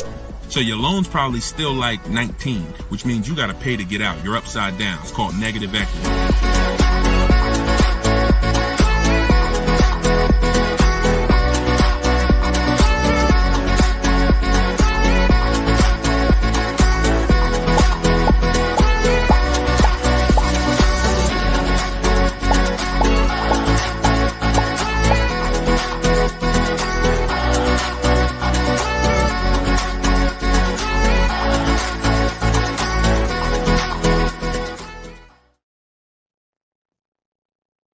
What's going on? What's going on? Welcome everybody to Wednesday, 12 noon car shopping Q&A. This is episode 5. We do these live shows 12 p.m. We're not going to usually be doing Wednesday, but I said, you know what? Let's throw in a special 12 p.m. Wednesday. So we are actually live. I know some of you may watch the broadcast because we do rebroadcast these lives, but this is actually live, and we're going to be talking and taking questions right now. So as you come in, if you could hit the share button and tag a friend. I'm just getting us up on TikTok right now. I got to make sure I keep people out who are under 18. So come on in. I'm going to share this. If you don't know me, if this is your first time seeing a show with me, type the number 1. Type the number 1 if this is your first time. Welcome back to people who have been here with us in the past or on previous shows. My name is Deshone the Auto Advisor. I spent 14 years in the car business, 5 years with Mercedes, 5 years with General Motors. And now what I do is I show people who want to learn how to car shop from home and how to save more money from home than they're ever going to save in a dealership. So I'm the author of the book, the digital book, Cars from Home, 7 Steps to Saving Time, Money, and Avoiding Dealerships. And I'm also the creator of the Cars from Home video library, which is a step-by-step video platform. But anyone who's on here for the next 30 minutes, you can get a copy of my new book, Cars from Home, in my TikTok bio at 75% off. It's normally $97, but for 30 minutes, you can get it in my TikTok bio for 75% off, Instagram bio for 75% off. Or you can go to deshonesbook.com in the Facebook comments or in the YouTube comments. But let's get busy. Get your copy for 75% off. Everything I'm going to be talking about on this show, once again, this is live. It's Wednesday. This is a 12 p.m. noon show.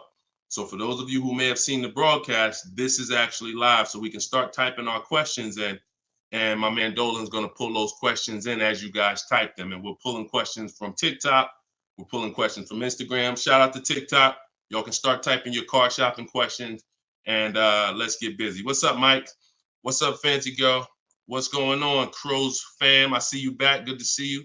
What's up, Manly Snacks? Good to see everybody coming in on TikTok. And as you come in on TikTok, can y'all start tapping the screen? If you're going to spend 10, 15 minutes with us, start tapping the screen, shooting those likes up.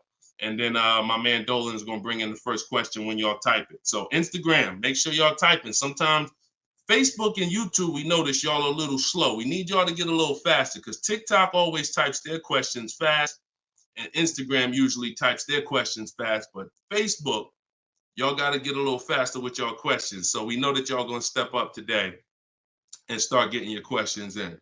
All right. I see one that came in from JC. You want to pull that one up, Dolan? On YouTube? Okay. Our best deals, are they made from the comfy confines of our home, or should we hammer it out at the dealership going toe-to-toe, jab for jab with the salesman, finance, and sales managers? Well, you have no leverage when you're face-to-face with someone. And leverage is what gets you good deals.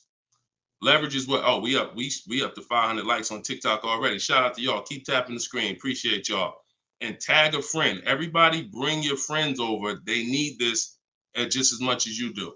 So what JC from YouTube just asks is it better? He's basically saying, am I gonna lose something by not being in the dealership face to face with a car salesman? You know, am I losing something? And it's a good question, but you're losing something by being there. And let me explain why. You're losing something by being there because your leverage in a negotiation, it comes from you talking to other people and having other offers. Let me give you a real example so that you can really understand that. When people are negotiating for your business, you're going to save the most money without trying. You go into the supermarket. Do you have to try to find the best deal on laundry detergent? Do you have to try to find the best deal on, anything, spaghetti sauce? No. Why? Because companies are actually hoping that you look and see that they're the best deal. Hey, look, we're on sale this week. Hey, look, choose us. They're trying to get your attention. They realize they're competing with all these other brands and they don't mind. So even with a TV, I always use a TV for example. If you go out to buy a TV right now, is anybody on here worried about overpaying for a TV in 2024? Anybody? And I always want to remind people, as you new people come on, this is live. This is Wednesday, our 12 p.m. live call. So our 12 p.m. live show. So you can ask your questions. This is not our rebroadcast. So what is anybody on here worried about overpaying for a TV? Anybody? No. Why is that? Because you already know that companies are competing to sell you a TV. Sony, TCL, Samsung, all of these companies are competing. Therefore, you're not gonna overpay. That's what we bring to car buying. In a nutshell, y'all, if I can wrap up what I'm trying to show you with Cars From Home, the reason why my brand is called Cars From Home, my book is called Cars From Home, my library is called Cars. The reason is because it's a mindset. It's a mindset. You're bringing the same mindset you would bring to shop for your TV to cars. And you don't overpay. You don't have anybody on here worried about having buyer's remorse for the TV. Look, Fancy Girl, Kiki, no. Look, RJ Newscom, no. Look, Patrice on Instagram, no. So no one on here is worried about overpaying for any of these items that years ago, we used to be worried about overpaying for TVs, but not anymore. So when you start staying at home and getting multiple offers and kill your programming that the car business has programmed you into thinking that you need to go in, then you're going to see how much money you save quicker. Okay? Who's not a good negotiator? As you come on, I want y'all to answer this question. Who's not a good negotiator? I see you, Yayo. I see you. Okay, I see you, Fun Times. Welcome, Tone Bud. Who's not a good negotiator? Just type me if you're just, Deshone, it's not my thing. I'm not really, look, Crow's fan. No, I'm not. What's up, Tom? Julia? So all of these, look, John C on Facebook. No. William on TikTok. No. All of these people are not yet. Danny on Instagram. So what I want to tell y'all is you no longer have to think you need to be a good negotiator to win with buying cars. You're going to start making people negotiate with each other. And that's multiple offers. So if you're buying your next car and it's a new car, you're going to get at least 5 offers from 5 different dealers. And if you're leasing your new car, you're going to get at least 5 offers from 5 different dealers while you're at home. And if you're buying a used car, you're going to stay at home. You're going to look at the entire used car market on all the marketplaces. I teach 8 marketplaces. You need to be everywhere a used car is. These are like if you were buying a TV, to continue to use that example, you wouldn't just be on Walmart.com, but not be on Amazon. You wouldn't skip Best Buy. You wouldn't skip PC. Wherever there's a TV, you would be. It's the same thing. And y'all are going to save more money than you've ever saved, easier. This is how you take control and have your confidence, and you are empowered. Okay? So that's the answer to your question, JC. You don't lose by being at home making dealers bid. You lose by being in dealers going one-on-one. Okay, great question. Shoot the next one up, Dolan. All right, this one is Mr. Martinez on TikTok. Do they require a credit check with the request? Now, that's a good question. They'll make you think they do. Whenever somebody requests your credit for a quote, just know that that's a tactic. This is why you don't want to be in dealers talking. Remember this rule. Never talk numbers for a car in the dealership. Okay? Never talk numbers in the dealership. You want to only test drive the car. Now, it's a little different with a used car. New cars, leases, never talk numbers in the dealership because you have no leverage there. It's continuing to go back. You have no leverage inside the dealership. Now, when you are requesting your quotes, you're going to the dealership site. In my book, my book is called Cars from Home, 7 Steps to Saving Time, Money, and Avoiding Dealerships. Everything that I'm teaching y'all is out of one of those 7 steps. Now, when you get to the point where you're getting offers, we're not using third-party websites because dealers pay for those leads. We don't want dealers paying any extra money to a company to get in touch with us. We want to go direct to dealers' websites. This takes 20 minutes. If you do it my way, you're going to the dealer's website. In my book, I have a link to the dealers. Each brand, you put your zip code in and it'll pull up all the dealers. Now, as you go to these dealers' websites, you're doing a copy and paste. Copy and paste. And now, what are we saying in that first message? What we want, what we're looking for, when we can purchase. We're not talking about numbers yet. We just want to see who has a car.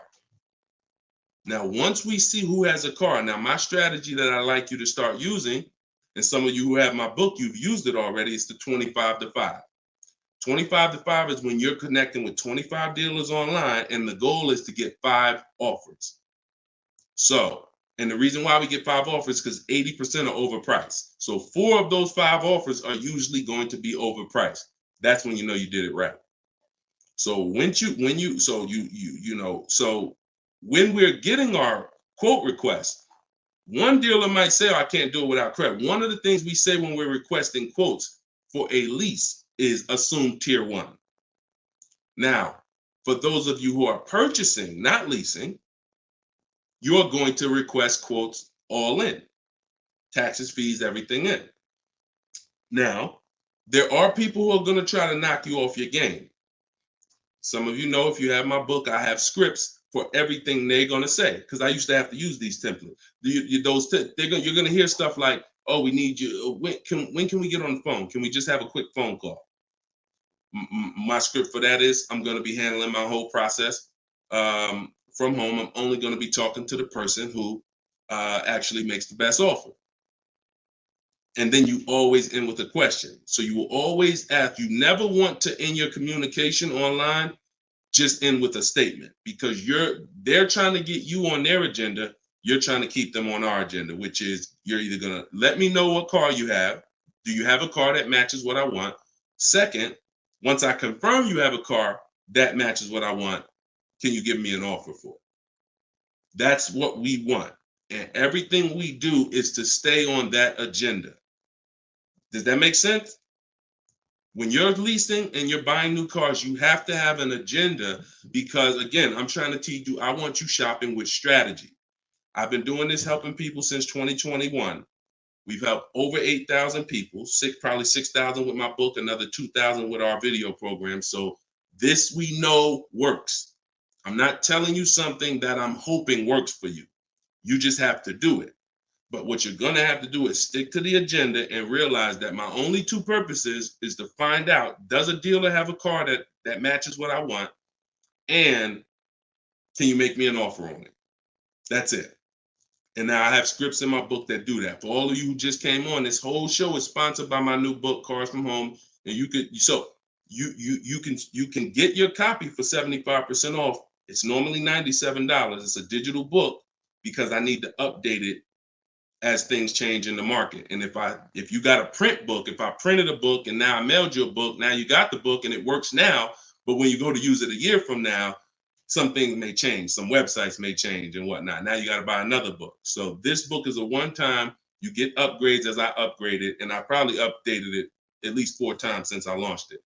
So get your copy for 75% off in my TikTok bio, but you only got 30 minutes. Once 30 minutes passes, it goes back up to $97, which is still a great price, by the way, because you're going to save thousands of dollars using it in my Instagram bio and my TikTok bio. So you're never getting to the point, Mr. Martinez, where you are giving a person an opportunity to run your credit, because everything you're doing is at home requesting information.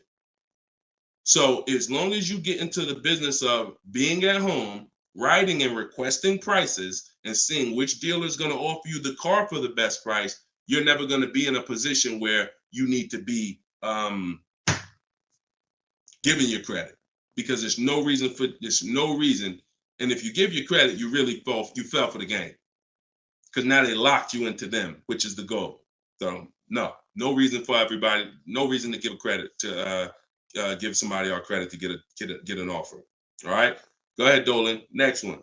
Type your questions. I see a lot coming in from Instagram. I'm in the dealership right now. Vital on Instagram. Keep that up, Dolan. Vital just said I'm in the dealer right now. Now, if you're there negotiating, then you're never going to get the best deal. You're never going to get the best deal. Understand, y'all, I'm not playing games. For those of you who don't understand what we really do here, like, this is Greg right here. Greg used our strategies. He got a $56,000 Kia EV6 win. He got it for $527 a month on his lease, no money down. That's through bids. That's not through negotiations. Danielle's lease, $44,000 Audi A3. She got it for $550 a month, no money down. You know, this is on a purchase here. Sean bought, and some of you may have these cars and look at your payments and you're going to say, Dad, Deshone, I got that same car, man, and I ain't get that price.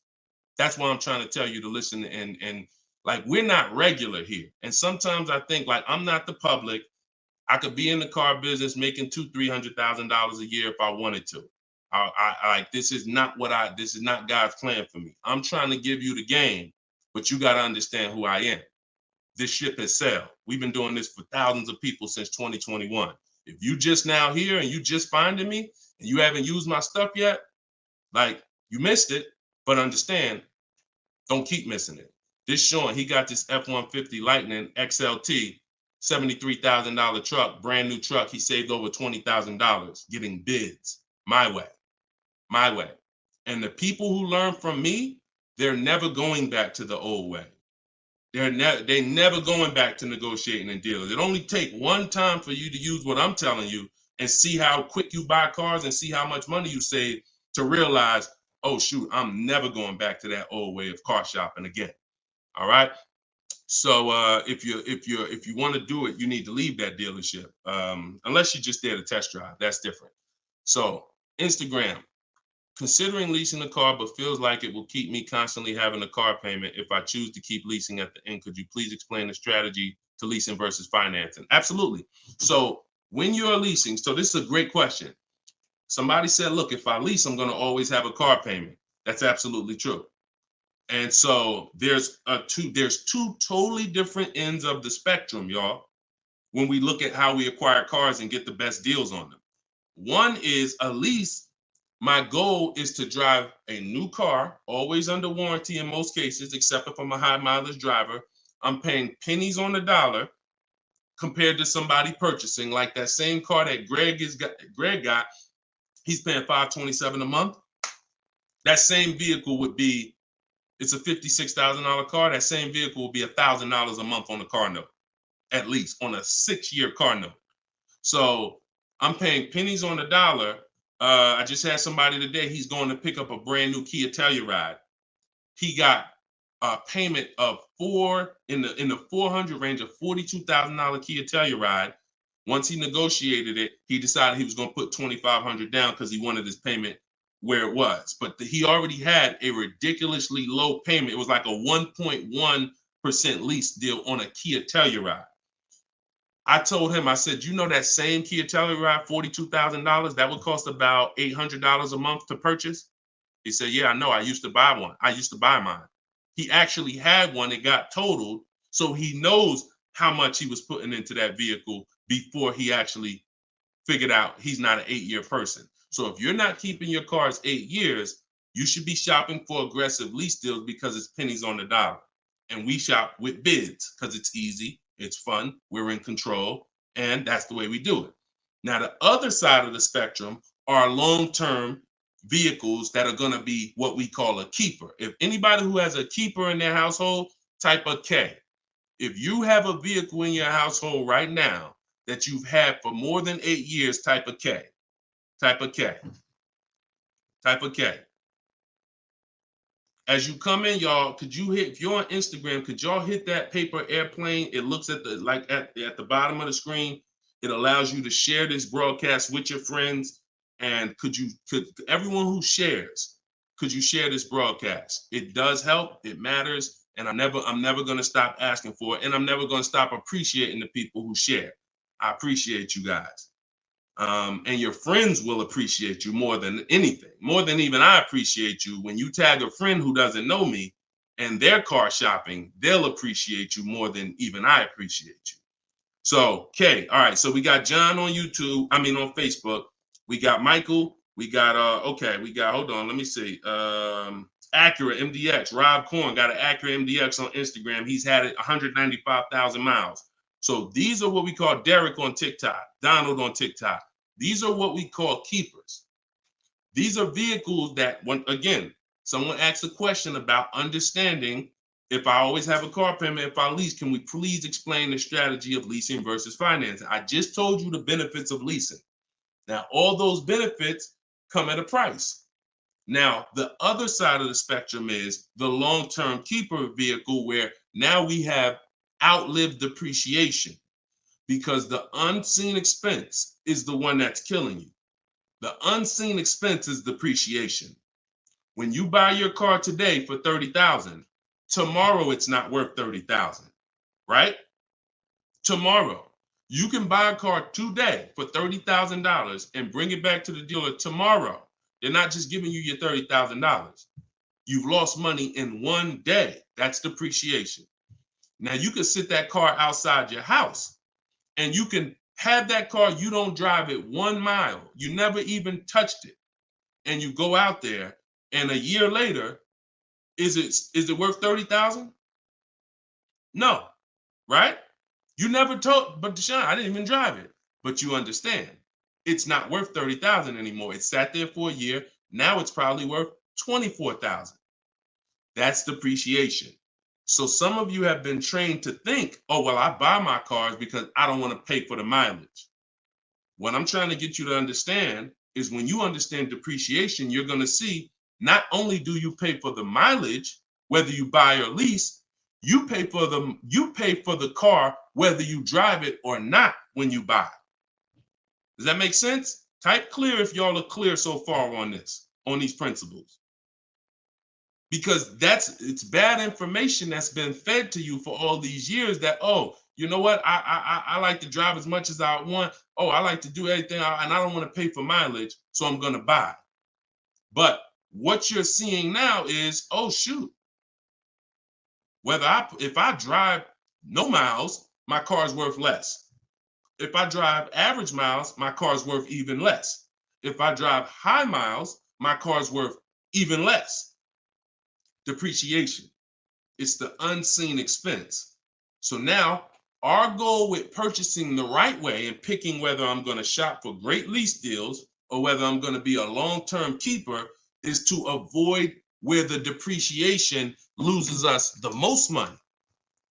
The most money. Look, right here, 3, 4, 5, 6 years, you're losing the most money. This is when you don't want to have bought your car and replaced it, because you're losing thousands and thousands of dollars every year. And now many of you have been taught it's okay to switch cars while you're in here, dropping. But going back to the keepers know, all right, I'm switching cars when my value is like this, my depreciation. So all of you who said out there that you got a car that you had for 8 years, 10 years, 12 years, now you're gonna, here's what proves to you what I'm saying is true. The keepers, which is why I'm trying to get you guys out of that middle, all you 3, 4, 5 year people, 6 year, 7 year people that do not lease. You don't keep your cars long enough to outlive this depreciation, but you don't lease. You're losing the most money by far. Thousands and thousands of dollars every car you buy in resale value, because you flip cars, try to trade them in while you just lost thousands and thousands of dollars. So on the other end, those of you who said, Deshone, I got a keeper outside, if that car today is worth $5,000, a year from now, it's probably going to be worth $4,800. That means you're no longer losing value like this. You're only losing value little by little, and you've outlived the depreciation.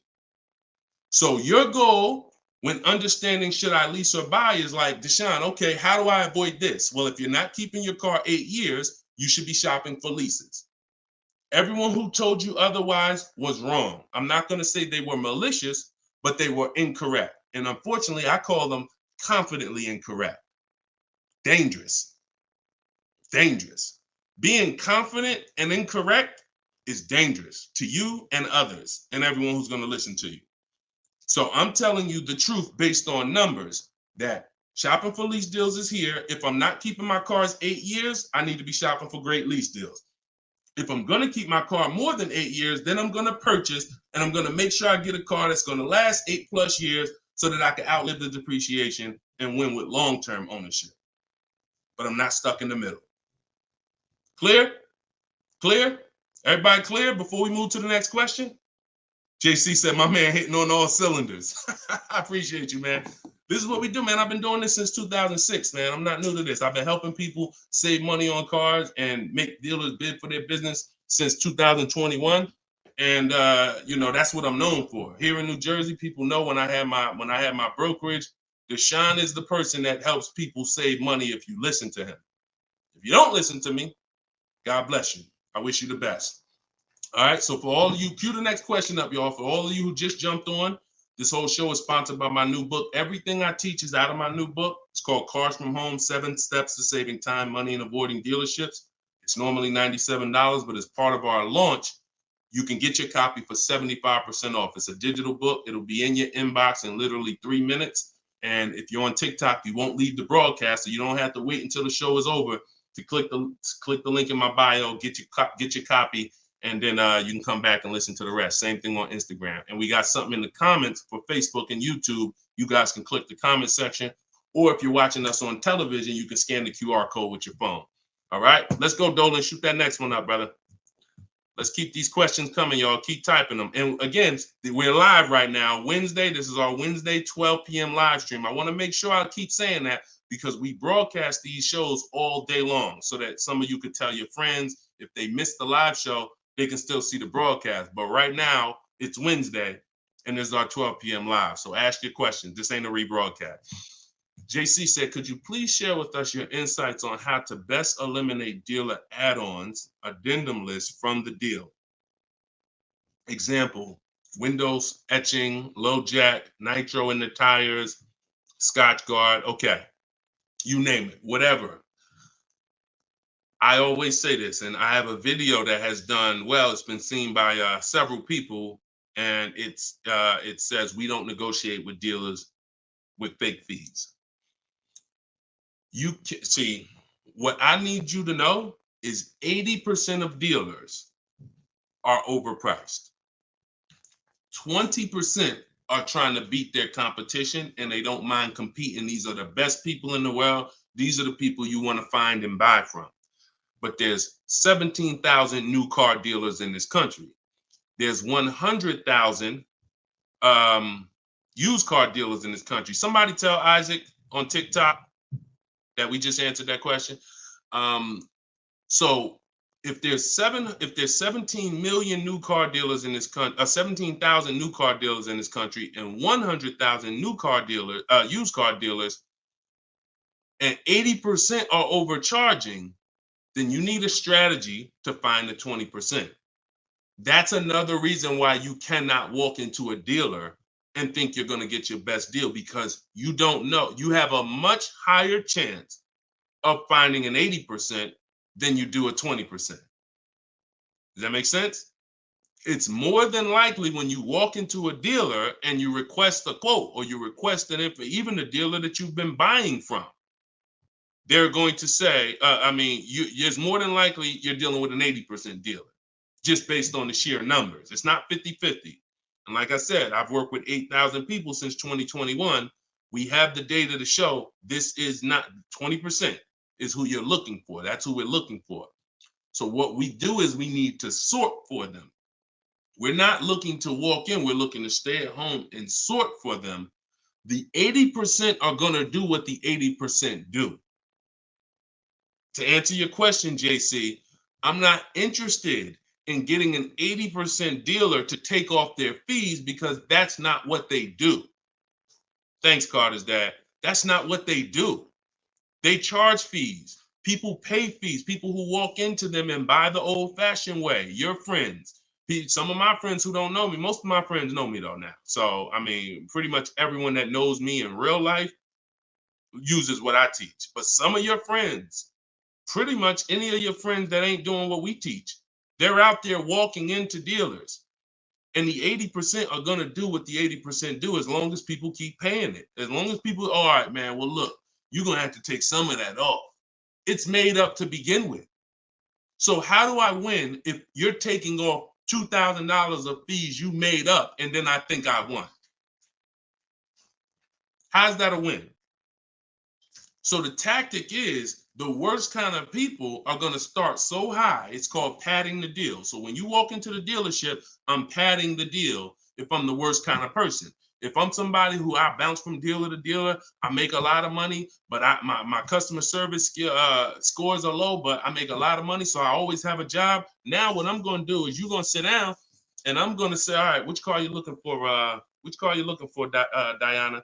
All right, Miss Roberts. All right, here's what we're going to do. Okay, so it's going to be working out about $650 a month. All right. Shoot, that seems kind of high. Here's the problem when you're in a dealer. You don't even know if 650 was the right starting point. Maybe the real starting point was supposed to be 550. But I'm going to start you at 650 because I know psychologically you need to think you won. See, pay attention to this. Pay attention to what I'm telling you. Selling you a car, the way the car business has programmed you, it's not about you winning. It's about making you think you won. It's a psychological game that car salespeople are trained heavily for. So when you come in and I tell you it's $650, or when you look at that car and you see it and you're like, the window sticker says 42, but when we sit down and I say, okay, we got this fee and we got that. All right, so asking price is 45,700. And you're like, wait, but the window sticker says 42. But yeah, these are the add-ons that we have. All right, now I'm starting so high that I can take off money to make you think you won, and I still end up winning because I really didn't take off anything. So this is why we don't play the games of back and forth with fake fees. What we do is we sit at home, we get bids, if we're looking at pre-owned cars, we're looking at the marketplaces, we're narrowing it down because my strategy for shopping for used cars is different than new cars. New cars and leases, we use something called the 25 to 5 strategy. That's when we reach out to 25 dealers to get 5 quotes. Used cars, we use the multiple marketplace strategy where we go to all the used car marketplaces and now we look at what the low price is in the market and we sort it down to our top 3, top 5. And then we take it, we got to make sure there's no fake fees on them because that's a tactic they'll use on used cars. Fake fees, put a price out there. So everything is a screening process. That's what I want you using, a screening process, a sorting process, so that the best deal reveals itself. You don't negotiate for it. But we don't try to turn 80% dealers to 20%. They're never going to be that. Maybe they will if we change the whole industry, and they won't be able to keep their job if they don't change. But for today, 80% dealers are going to do what 80% dealers do. That's not our job. Our job is to find the 20%. Clear? Good question. Great question. Shoot the next one up, Dolan. We're live, y'all. This is Wednesday. This is episode 5 of Car Shopping Questions and Answers. We don't usually do a live show Wednesday. It's usually Monday, Tuesday, Thursday, and Friday at 12 and 3 Eastern time. So that's the schedule. If you're like, man, Deshone, I want to make sure I tell my coworkers, I got people in my church, they need to see this. Tell them Monday, Tuesday, Thursday, Friday, 12 p.m., 3 p.m., we're here live. But all day long, we rebroadcast these lives so that even if they miss it, they can watch the show and watch the rebroadcast. Go ahead, Dolan, shoot the next one up. What if your car is damaged and you want to trade it? Okay, great question. And what you'll notice is a lot of people are going to ask the same question you have because many of you are in the same situation. So what if your car is damaged and you want to trade it? It depends on how bad the damage is affecting the value, in my opinion. So let's say you have a vehicle that is barely drivable. You're selling it in its worst condition and it's making, example, let's say you got a BMW, older BMW, the transmission's slipping or the transmission's out. It doesn't drive or it needs an engine. Something where literally the integrity of the car is totally compromised. That car is almost worthless. That car is going to be worth $500, $1,000, depending on the year, the mileage, $1,500.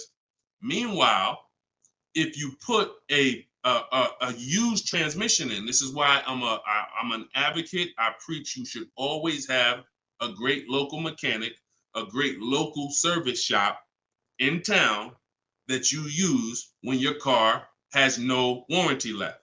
You must have this if you truly want to win, because these guys are usually 30, 40% of what a dealer is going to charge because they don't have that overhead.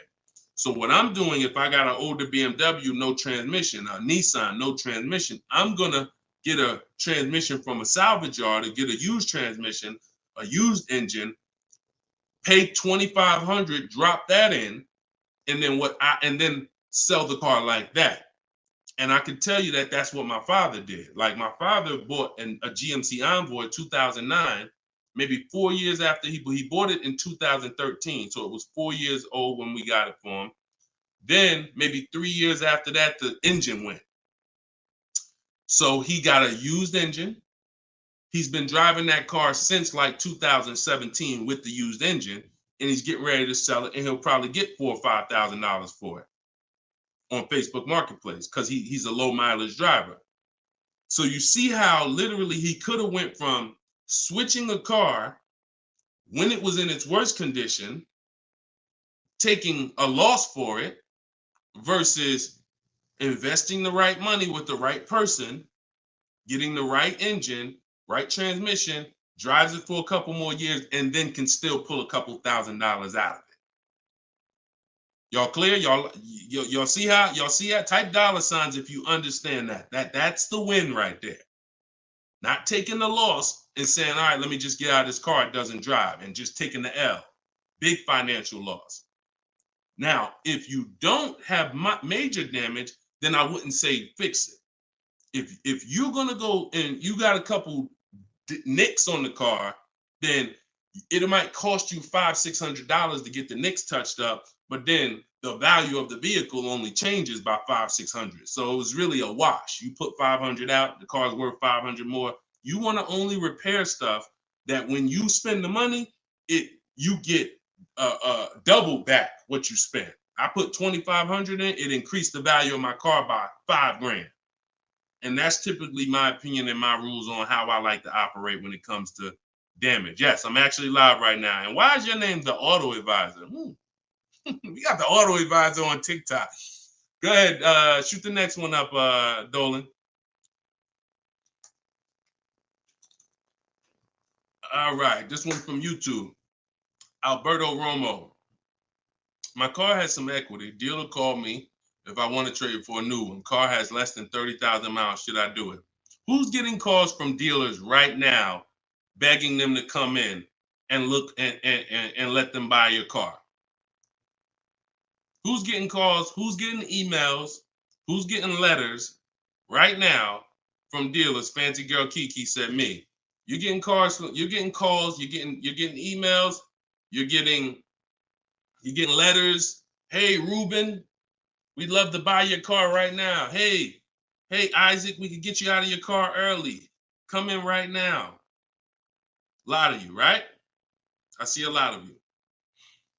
The reason that's happening, look, he's saying lock on Instagram, me. So the reason this is happening, y'all, is because they're depending on you letting the dealer be your first offer for your car. Now, see, dealers know they're getting outbid right now. They're not able to buy as many cars as they used to because people are getting used to, I mean, it's almost a curse word in my book. We don't use this word. We don't use the word trade. And some of you who have seen me in the past, you know we don't use the word trade. There's only one scenario where we need to trade, and that's if we have too much negative equity. The reason why we don't trade is because trading is not a bidding system. There's 3 transactions that you've been trained to give to a car dealer. One is buying a car from them. That's its own transaction. I bought a car from you. The second is getting the loan from them. That's another transaction. I got a loan from you, because there's other companies out there that only give loans. They don't even care if you buy a car. They don't sell cars. They give loans. That's a clue that there's money in the loan business. Now, the third transaction is people who want to buy your car. When you give your car to the same dealership, you gave them your old car, that's one transaction. You gave them your loan, that's another transaction. And you gave them the purchase of a new car from them. That's 3 transactions. And most times you didn't get bids on any of them. That's how you're losing money. You're probably losing $2,000 here, probably $1,500 on the loan, and then maybe another $1,000, $1,500 on your car that you gave to them. Hidden money. See, I'm not just here to teach you how to car shop from home the right way, strategically using my system. I'm also here to reveal to you the hidden money that you haven't seen in your car deals. So you got to stop doing combining transactions. That's why we don't trade. We get offers in my book, step 2. My book is 7 steps. Everything I teach is 7 steps. Those 7 steps won't change. First step is most important question. That's leasing versus buying. How many years you keep in the car? Second step is equity assessment. I need to get offers for my current car, my current lease, see if I have any equity, see if I can break even, or see if I have negative equity. Third step is deal structure. I need to find out how much this car is supposed to cost if I get a deal on it. I'm budgeting for a deal. See, we don't budget based on how much I could afford. I'm budgeting, I'm looking at a car if I'm going to lease and saying, if I'm leasing, this is what a good deal would be on this car. I'm budgeting if I'm purchasing, this is how much I'm coming up with. Watch this. Many of you go in and I only want to spend no more than $500 a month. Or hey, I only want to spend no more than $30,000. You end up spending $570. Or you end up spending $31,500. Or they say, hey, yeah, we got you to $30,000, but what about the taxes? All right, well, I guess I'll just put that on the credit card. So you end up going over budget because you shop with your max budget in mind. We never shop with our max in mind. We shop with multiple goals below our max so that we always, no matter where we land, we're under our max budget. That's step 3. Step 4, we do something called shopping, not buying. We don't mix the two with my system. Shopping is deciding what you want. Buying is step 5 when we go into the market and we start getting offers on what we want. But when you get to step 5, you're in the market getting offers. Step 6 is paperwork and protection. All that paperwork that you need to know. All right, do I need this product? Warranties, all of that is step 6. And then step 7 is delivery. So everything I'm teaching you falls under one of those 7 steps. And I'm trying to get you to use a system instead of winging it. If you don't wing it, you'll be fine. But step 2, Alberto, is the equity assessment where you're getting offers to find out what your car is worth. You can give the dealer an opportunity later to beat it, but you need to know. That's why we don't respond to those. Hey, come on in. Let me look at your old car. Let me buy your old car. Hey, come on in. Let me see. You need to call your bank for a payoff. And you need to go to CarMax, Driveway, Carvana, Kelly's Blue Book Instant Cash Offer, AutoNation, Sell My Car, Car Guru, Sell My Car. Take you 20, 25 minutes to do your equity assessment, and you got real cash offers that you'll know if I have equity in my car, and you'll know these people can cut me a check in an hour. And now let me go prepare to shop for my replacement car because these companies already bid on my old car. Type clear if y'all are clear on that. That's the equity assessment. That's my 7-step system. That's why my book is called Cars from Home, 7 Steps to Saving Time, Money, and Avoiding Dealerships. All right. All of you could get a copy. You could get your copy for 75% off. It's normally $97, but as part of our launch, you can get it in my TikTok bio for 30 minutes for 75% off. Once the timer goes back up, once the timer expires, it's back up to $97. So get your copy before the timer runs out. Same thing with Instagram. Go to my Instagram bio. You'll have it 3 minutes and you come back to the show. And if you're on Facebook or YouTube, we got links in the comment section for you. All right. Great question, though. Look, go ahead. Shoot the next one up, Dolan. I said, this man, bro, spitting gold fire for real. I hope this isn't going over anyone's head. Me too, bro. Listen, me too. Keep that question up. Fancy girl Kiki from TikTok. But me too, bro. Like I'm sitting here, man, and I pray every day that the Lord help me to look. I want you to even see. I gotta unlearn. That's why I represent this brand. I got to unlearn. Like I have been programmed, and the people who programmed me have actually programmed me because they make more money by me staying programmed. So some of you, it's unfortunate, are not going to spend $24. You're not going to spend $24. Now, I had people get the book for $97. It's people that might be on here that say, man, I got the book before we even had this sale. $97, but some of you are not going to spend $24 to get the book. But you want to go into a 5-figure transaction, a 5-figure, $10,000, $50,000, $100,000. Some of you who are buying luxury vehicles and exotics transaction, but it's something about not, and that's just unfortunate. All right, Fancy Girl Kiki from TikTok. Is it true that you can have your down payment go towards your payments? So, all right. So when we're working out our loan, again, this is still combining the loan and the purchase of the car. Because when you're actually trying to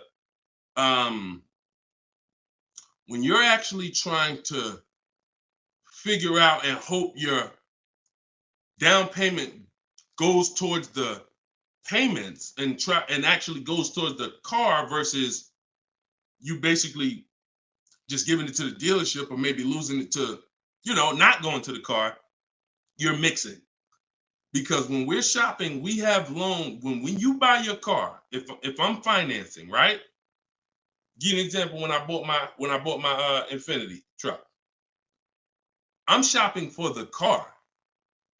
Once I get the car, now, and I use my perfect budget calculator. It's in my book. It's a calculator I created. See, that stuff I can't even explain on this show. I can't explain how a calculator that I created works. It's a surprise when you get there, when you read and you're like, oh, this is a calculator. I've never seen nothing like this before. I know, because I made it. And I got like 5 of them in there. So, but when you're trying to do what it does, I can tell you how to do this manually to some degree. When you got to know what you can spend. That's why we have that budgeting exercise where in order for me to be at a $450 a month payment, I can't get any more than a $22,000 loan. If I get more than a $22,000 loan, then I'm going to have more than a $450 payment. So now you might say, okay, 6 years though, because if I go 6 years on the loan, then maybe I could get like $25,000 depending on my interest rate. But I need to know how much car I can buy based on where I want my payment to be.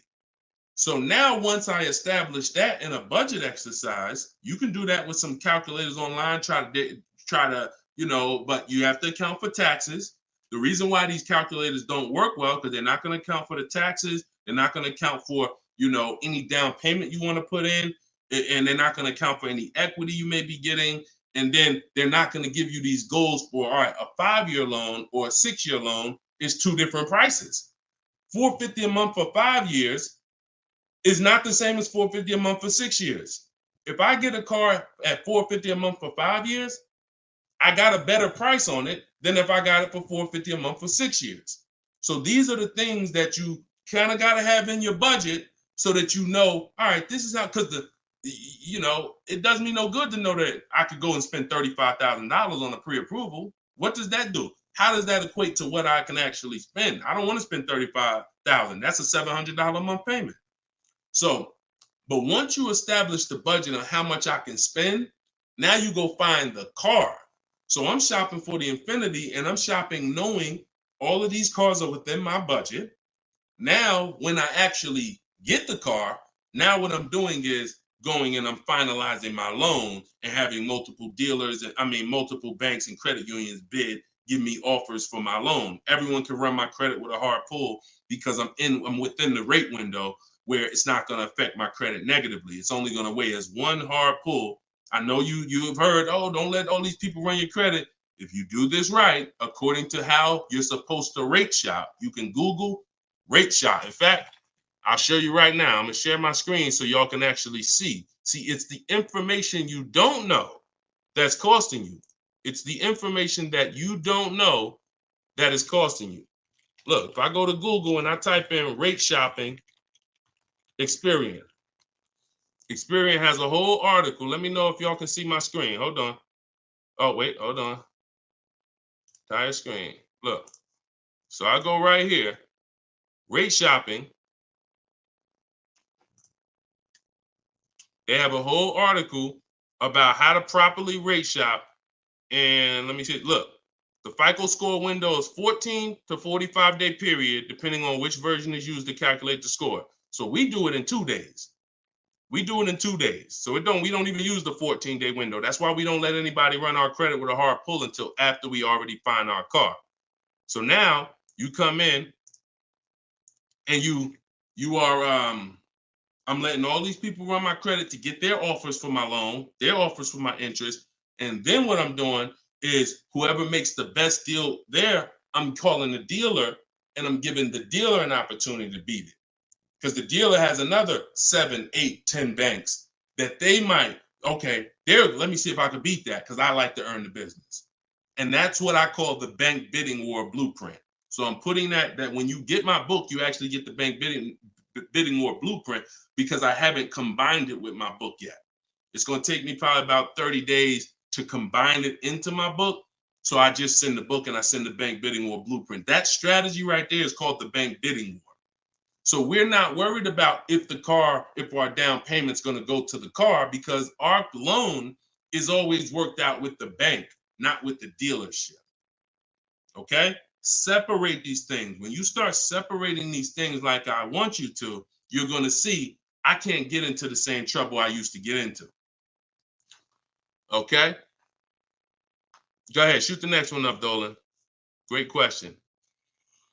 Are you even actively selling cars, or are you just selling books now? No, we're all in the education business. I haven't sold cars since 2020. TikTok, what's the best way to approach a used dealership? From home. All the marketplaces. So you don't want to, if you're shopping for a used car, you cannot afford to miss a place where a used car is. What does that mean? Car Gurus, Auto Trader, Carfax.com, CarMax.com, Carvana, Driveway, eBay Motors. There's 8 marketplaces that we use. Vroom used to be on there, but Vroom's out of business now. So, and we don't use, people will say, why don't you use Auto Tempest because it pulls inventory from all of it. We don't use a third-party site, because what it's doing is pulling, it's not going to pull all the inventory, because no one's going to give this third-party site permission to just pull all their inventory, and now people start going to the third-party site instead of coming to them. So we just go direct to the marketplaces. And then the first thing we're doing, once we know our budget and what we can spend, we're going and we're looking for our car. But we are not going, the first thing you need to do if you want to get, y'all know, like, what I'm famous for is teaching people how to get below market deals from home. Below market deals. When you're getting below market deals, you have to realize there's 2 other categories of most people paying. Some of you have been paying market value. Some of you have been paying above market value. So below market value means there's 2 categories that we want to buy below what they're paying. Okay? So we got to have that in our mind. Below market. Like when you look at Eddie. Look at Eddie. This is 2023. This was last year. Still coming out of low inventory. He got a 2023 Camry hybrid. And the hybrids last year, they were on fire. On fire.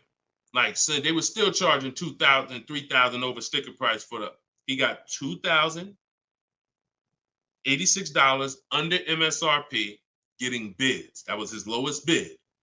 Okay? He said I had a 1-week window. So those of you who are like, Deshone, I need a car in a week.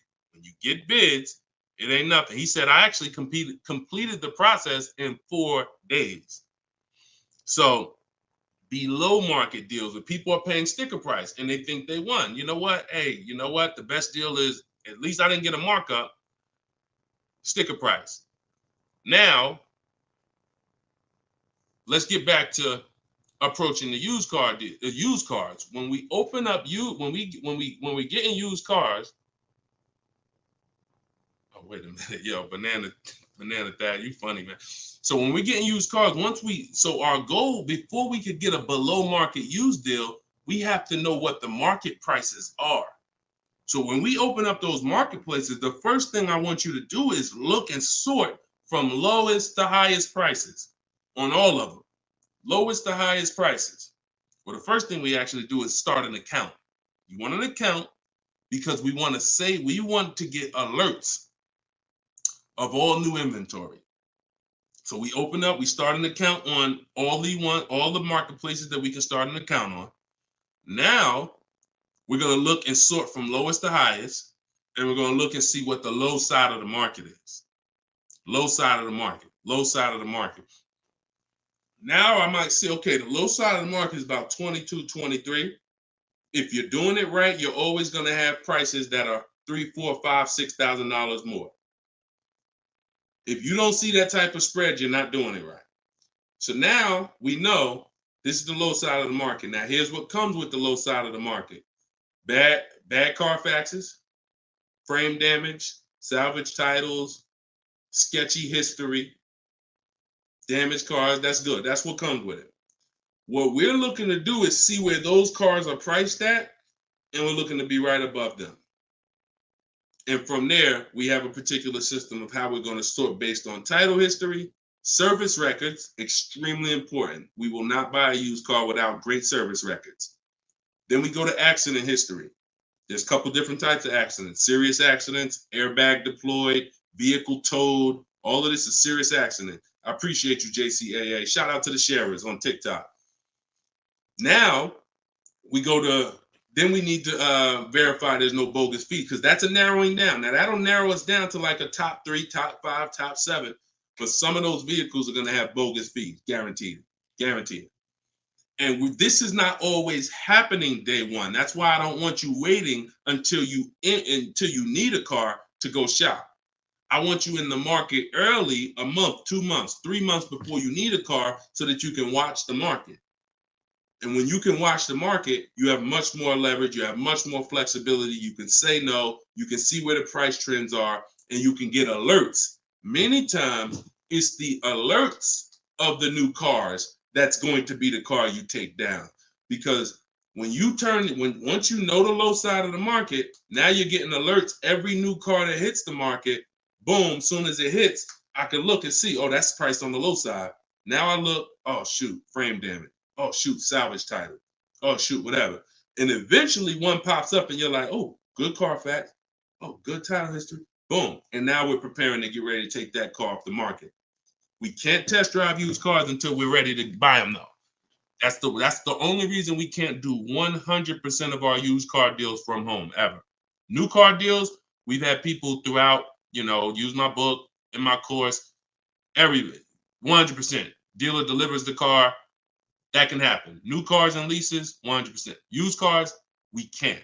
You must go to the dealer. You must see the car. You must drive it. And then that's when you're taking that deal across the finish line right then and there. Okay? That's a overview of what I call my multiple marketplace strategy. If you do that, you win. I mean, there's no guarantees in life. So I'm not here to guarantee, but I am here to say, you haven't had strategy. When you're using strategy and boundaries, you haven't had boundaries or strategy.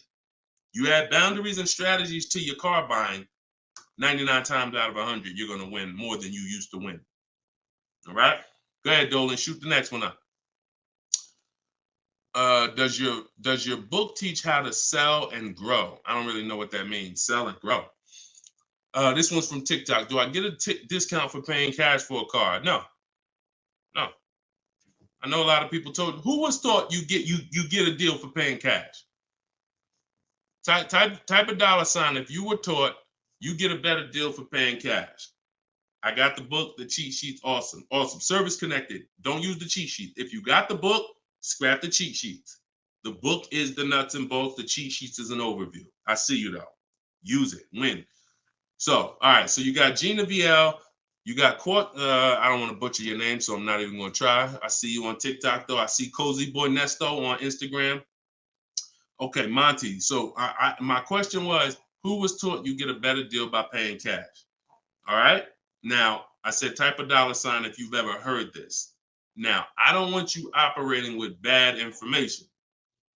Let me tell you where this came from. And remember what I said earlier in the show. Earlier in the show, I told you the car business is not about you winning. If you win, great. But it's about making you think you won. And I can only make you think you won based on what you tell me you need in order to feel like you win. So if you come in and say, listen, man, I'm paying cash, man, y'all got to do something better for me. I'm not going to sit here and tell you, well, you don't get a better deal for paying cash. Now, I would tell you, listen, I'm going to be honest with you. You can get this price whether you pay cash or not. So, like, there is no, but somebody who's like not going to be willing to go and tell you that, they're going to make it look like, all right, I got to make you think that the deal I'm giving you is because you pay cash. This originated from when dealers used to finance cars.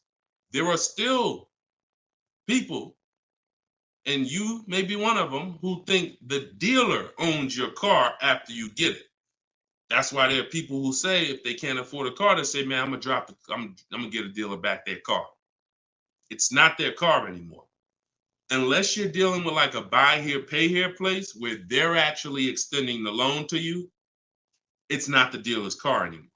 But back in the past, dealers used to extend loans. They would hold the financing. So if you offered them all the money up front, it was an incentive for them because they knew it guaranteed they get the money now. And it also saved them interest. It saved them, if they were holding the note, then they're still technically paying for that car. And they're like, okay, I could save you another $1,000, $1,500, because you're going to give me all the cash up front. It's not like that anymore. It's not. Literally from the time you leave, the dealership is funded in full in hours. Like by the time you drive off, wire transfer, the dealer is funded for the car. The funds come from Bank of America, Chase, TD, M&T Bank, whoever it comes from, wired to the dealer. From that point, it's between you and who? Who's on the title? Who's the ones calling you if you don't make the payment? Who's the one setting up the car to be taken if you don't make the payment? It's not the dealer, right? It's the bank. So it's always between you and the bank from that point, which is why you don't get an exactly life experience. You're not getting a better deal paying cash. And that's just because that's the way it's set up. Now, the rare exception that you may see, and this doesn't happen a lot, sometimes there's like a low interest rate. Like when I was with General Motors, we might have like all right, you could get 0% interest, or you could get a $5,000 rebate. Only on a new car though. But you can't do both. So if you had somebody who could pay the cash, maybe they save more money by taking the rebate than they would if they were to take the loan. So in which case, you're not getting a better deal because you're paying cash. It's just an incentive to, you're getting a rebate. So these are very rare circumstances. So I just don't want you going in and telling you that you heard that from me. And I'm just telling you that's the truth. Like, that is the truth. And when you really look at how banking works and how dealerships work and the fact they don't own the car, you'll understand there's no incentive to you paying cash at all. And if you're not investing your cash, see, I want you to also think about what you're doing with your money. Because if you want to pay cash, God bless you. Pay cash. Interest rates are high. Put as much down as you can. Pay cash. Get the loan out of there as fast as possible. You're paying 6, 7, 8, 10%, 12%. Get the loan out of there. Pay it off or make a large down, only finance a small portion of the car.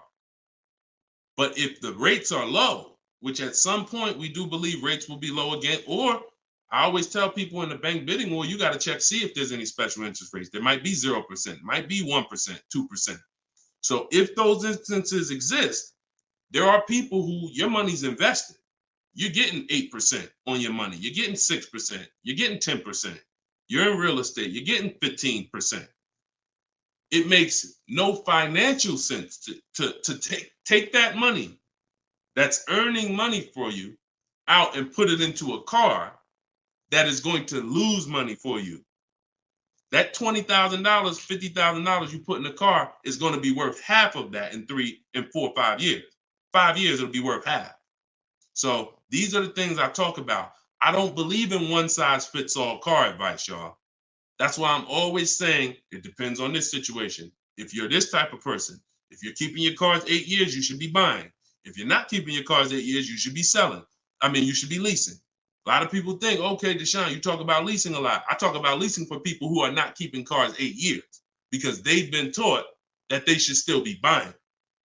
But I'm putting you in the strategy that's custom to your life versus what you've been hearing, which is people telling you, hey, do what I do. Only buy used cars, pay cash for them. Now, that's your situation. So anyway, so all of this is out my book. Cue the next question up, Dolan. We got a couple more minutes and then we'll wrap. All of this is in my new book, Cars from Home. It's called 7 Steps to Saving Time, Money, and Avoiding Dealers. Normally $97. You can get your copy for 75% off for 30 minutes. It'll be $24. And everything I teach is in there. You know, everything that my my students in my video course have had, my coaching. This is the same 7-step strategy that we use to get these below market deals. And I've been showing them throughout the show. So if you just jumped on, like we've been showing these deals throughout the show. All right. Go ahead, shoot the next one up, Dolan. How can we eliminate dealer add? Oh, we did that one. Yeah, we did that one from YouTube with the dealer add-on. This one's Dakota from YouTube. I have a Malibu Chevy, still drives good. However, the dealer's banged up as well as a few scratches. The door's banged up as well as a few scratches. I mean, if it's cosmetic, if it's banged up, I won't worry about the few scratches because the few scratches is really what's normal. And you know, people expect you to have normal wear and tear on a car. Some people think, hey, if I have a, you know, even with leasing, you're allowed to have wear and tear, a couple nicks, dings, they allow that. They don't expect you to bring the car back perfect. Same way with this. But if it's a big dent, that would be an eyesore, and you can get a company like Dent Wizard or something like that to come pop the dent out, then I would do that.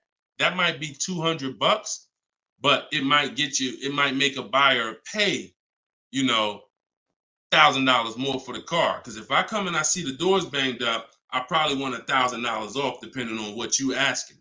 But if I come and see you done smoothed it out, now you could ask, and I'm less like, you know. So that stuff that you can put a little money in, that gives you a bigger return when you go to sell a car. Okay, in my opinion. Okay, show and tell. I have the book. Is Maps Academy different? Yeah. Maps Academy is my video program. The book is the 7 steps. I have a video library that's 7 steps in video, and then Maps Academy is, you know, my video program, and I coach people. So we do these Zoom calls, so we make sure we answer questions. So I always say, get in where you fit in. You know, get in where you fit in. I don't care how you get the information. Get the information. You want to get it from my free videos on social media. You want to cycle through those. I got hundreds of them. Piece things together. Get in where you fit in. You want to be on the live show. Try to piece it together. You want to get the book. You want to be in the video library. You want to coach with me. Whatever. That's what I'm saying. It's no excuse. It's no excuse for any of you not to be getting below market deals when the information exists. And it's thousands of people that testify about me. I'm not new here. We got over 2 million followers. If I wasn't helping people, it would have been out by now. Somebody would have wrote by now, oh, this guy don't do what he said. I got thousands of people around this country, testimonials, hundreds that we done just grabbed, boom, boom, emailing us, yo, look at my deal, look at my deal. So it's just, you are just now discovering what we do. But understand, we've been doing this. All right. All right. All right. Go ahead. TikTok. What would be the sweet spot year in buying a used large SUV, Suburban, or Expedition? Much as you could afford. You see, so when you look at quality, this is why I like to have multiple goals. Because what I like to do is I like to have a goal, right? 5-year loan, no down payment. That's one price. 6-year loan, no down payment. That's another price. 5-year loan with the money, you know, I might say, okay, if I have to, I can put $5,000 down. You know what I'm saying? Some of you, that's realistic. That's how you look at it. Man, if I have to, I got $3,000 I can put down. If I don't have to, I don't want to. That's why when you use my perfect budget calculator, which is in my book, step 3, when we're budgeting, we're deal focused budgeting. Here's what you want to know. If I want to be at $450 a month, how much is $450 on a 5-year loan? No money down. All right, that's one purchase price. Now, second tier, $450 a month, no money down, 6-year loan. I told you, I pay more if I had $450 for 6 years than I $450 for 5 years. So that's the next step up. Then I say, okay, 5-year loan using my down payment money. And then my max budget would be 6-year loan using my down payment money.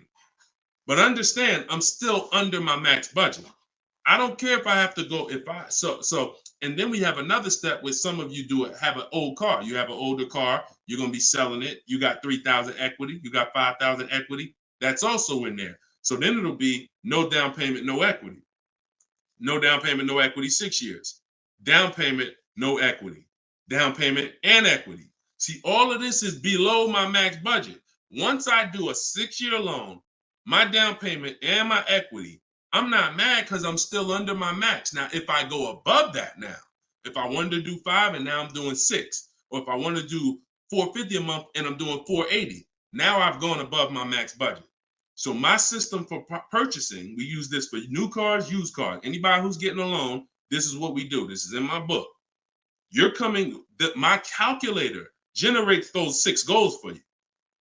So when we say sweet spot, my first target is that first goal.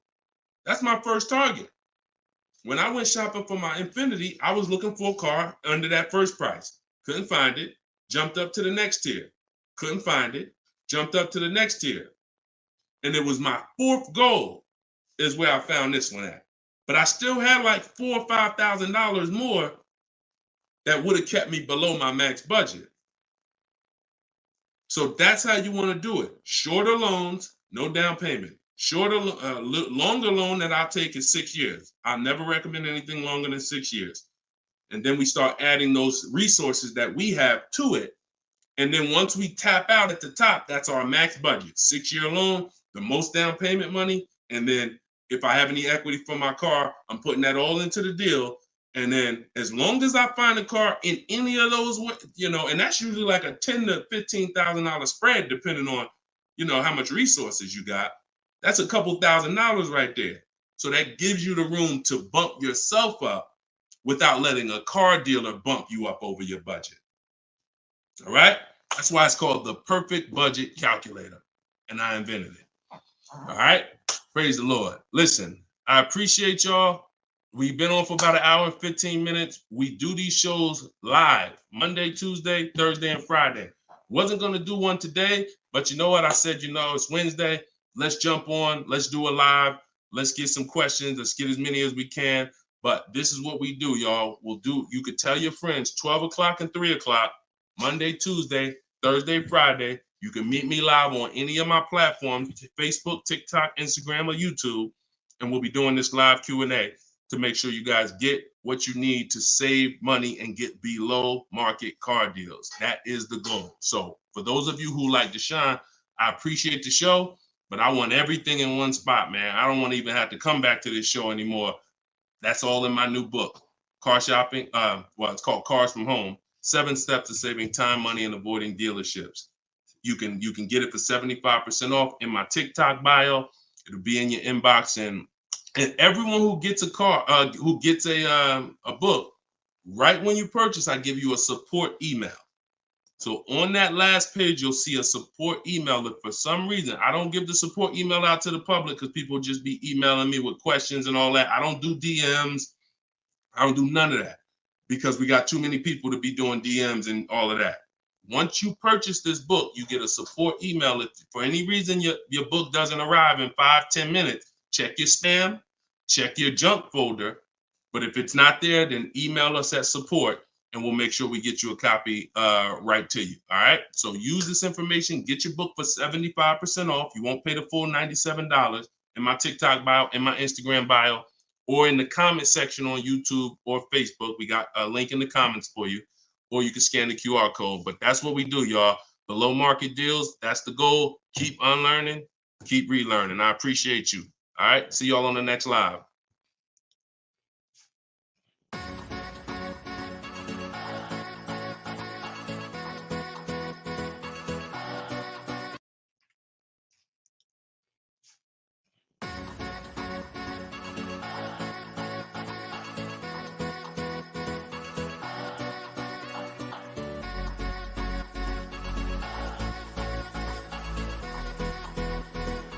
worst possible thing you could say when you walk into a car dealership. I spent 5 years with Mercedes-Benz, 5 with General Motors, and the worst thing a person could say when they walk in is, if you could just get me to this payment, we got a deal.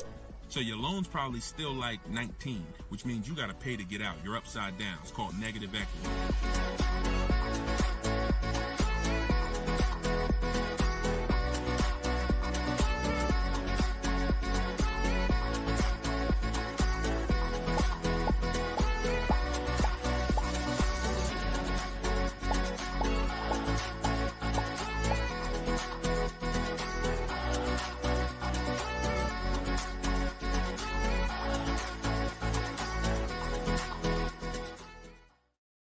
Gail, welcome everybody to episode 6 of Car Shopping Questions and Answers.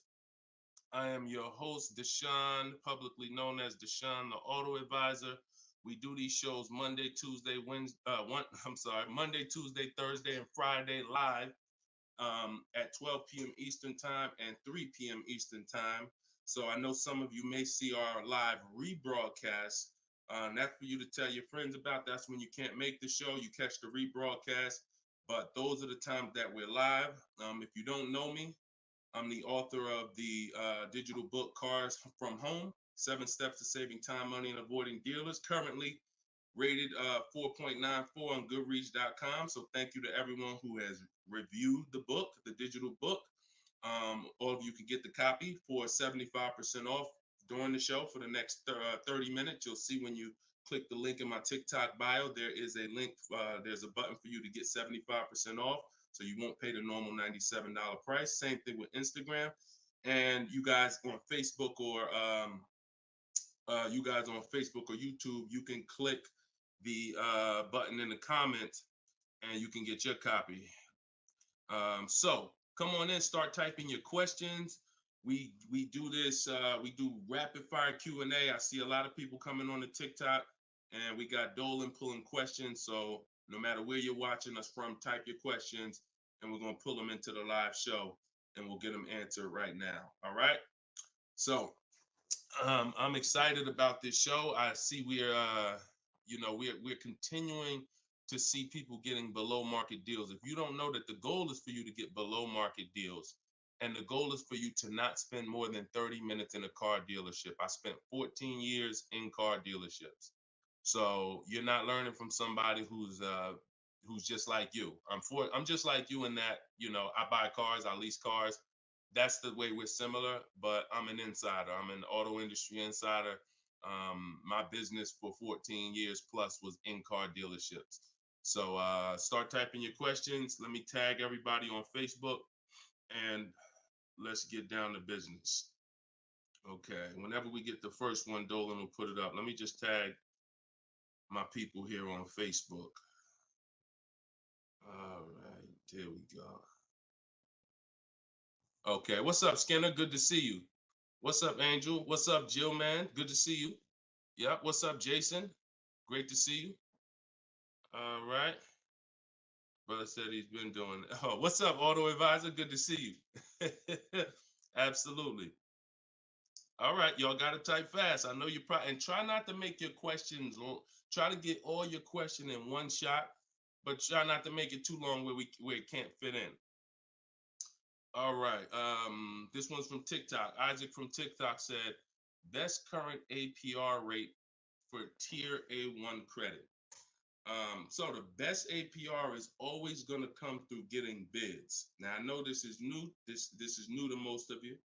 But getting bids is how you're going to get your best and guarantee your best car deal, your best loan. So I'm going to lay out this process we call the bank bidding war. And if you follow this step, you'll be able to have 10, 15, 20 banks and credit unions bidding for your loan. And then you'll be able to pick the best one.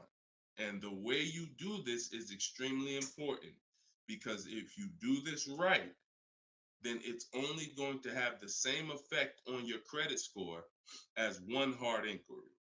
So think about what we're saying. We're going to allow multiple people to access our credit with hard inquiries, but at the end of this period, after we get our car, the weight on our score, the effect on our credit score is going to be one hard inquiry. So the first thing, there's 3 rounds in the bank bidding war. The first round is to always check and see if there's any special interest rates or special promotional rates that are being advertised for the car you're looking for. So let's just say you're shopping for a, Kia Telluride. You're gonna now check and see, is there any special interest rates? 0%, 0.99%, 1.99%. All of these rates are like a finance rebate. That means there's no bank or credit union that's gonna beat them.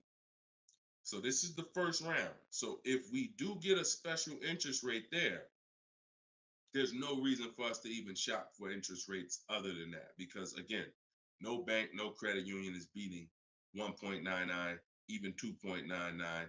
Now, here's what you have to check when we do that. How long is that loan? Because some people might give you 1.99, but it's only for 36 months. And some of us are not going to take a loan for 36 months because the payment's going to be too high. You might need a 5-year loan or a 6-year loan. So we're not just looking for if there's a special interest rate, we're looking for what is the term. Shout out to everybody coming in. This is our Thursday, April 18th, episode 5, live car Q&A. So we're actually live right now. This isn't a rebroadcast, so you can come on in and start typing your questions. And we're talking thousands over here, not hundreds. Okay, so that's round 1 of the bank bidding war. Now, let's just say we do that and there's no special interest rates. Now we're moving on to round 2. But round 2 comes after we find our car. So once you find your car, no one has touched your credit with a hard inquiry yet. Pay attention. You have not heard me say at any time hard credit pull at all. When you're shopping for your cars, no hard credit pull. Nobody's running our credit while we're shopping. Once we find our best deal, once we find a dealer that's going to sell us the new car for the lowest price, we lock up that car, usually with a deposit, reserve it. And now what we're doing is we're telling the dealership, I'm going to take this buyer's order. You're going to get a buyer's order. You're going to come home. And now you're going to now the second round of the bank bidding war is about to start. You're going to come home.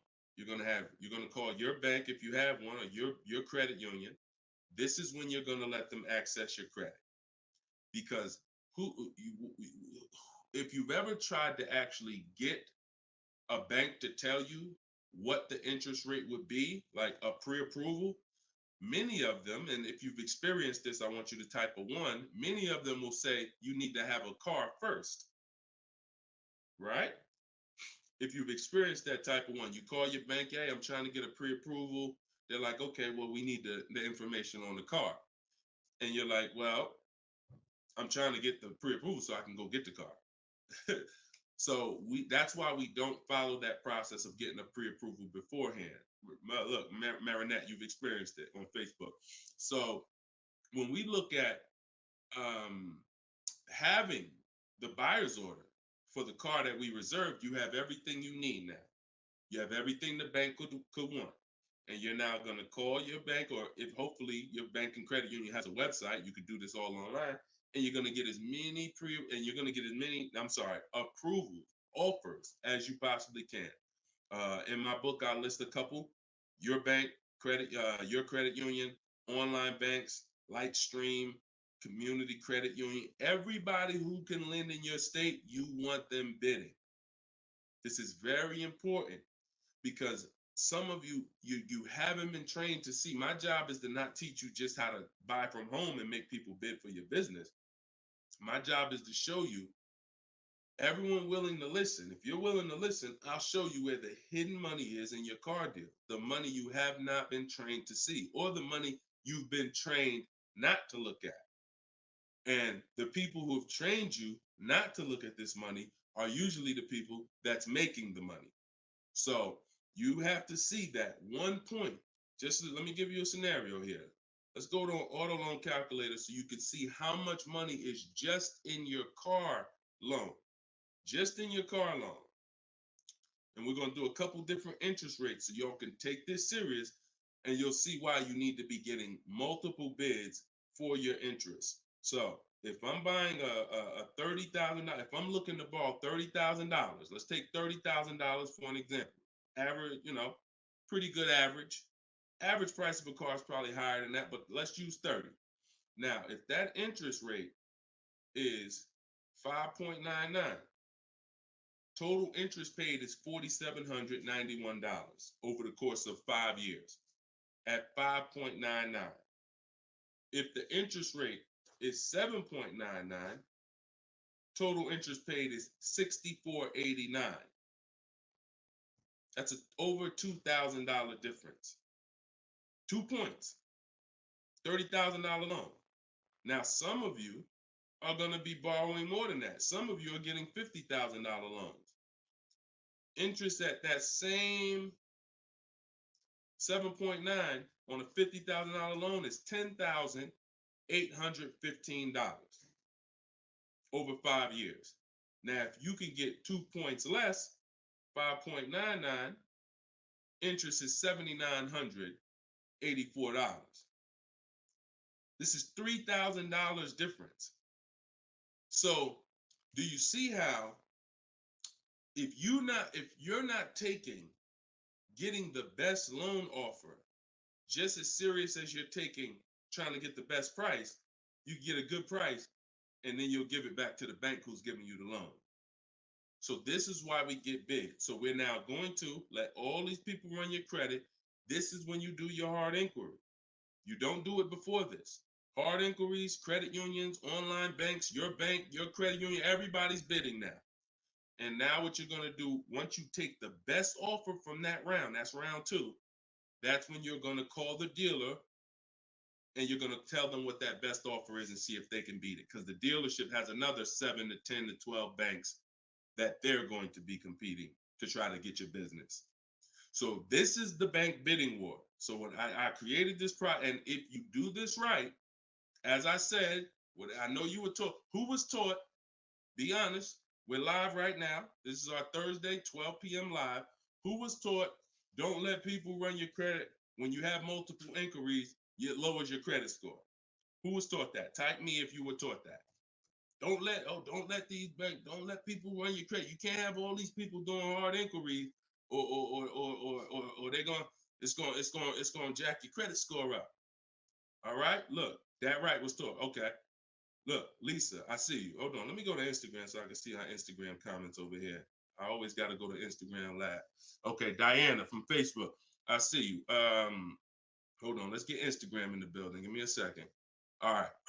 Marinette. All right. Marinette. Okay, I see you.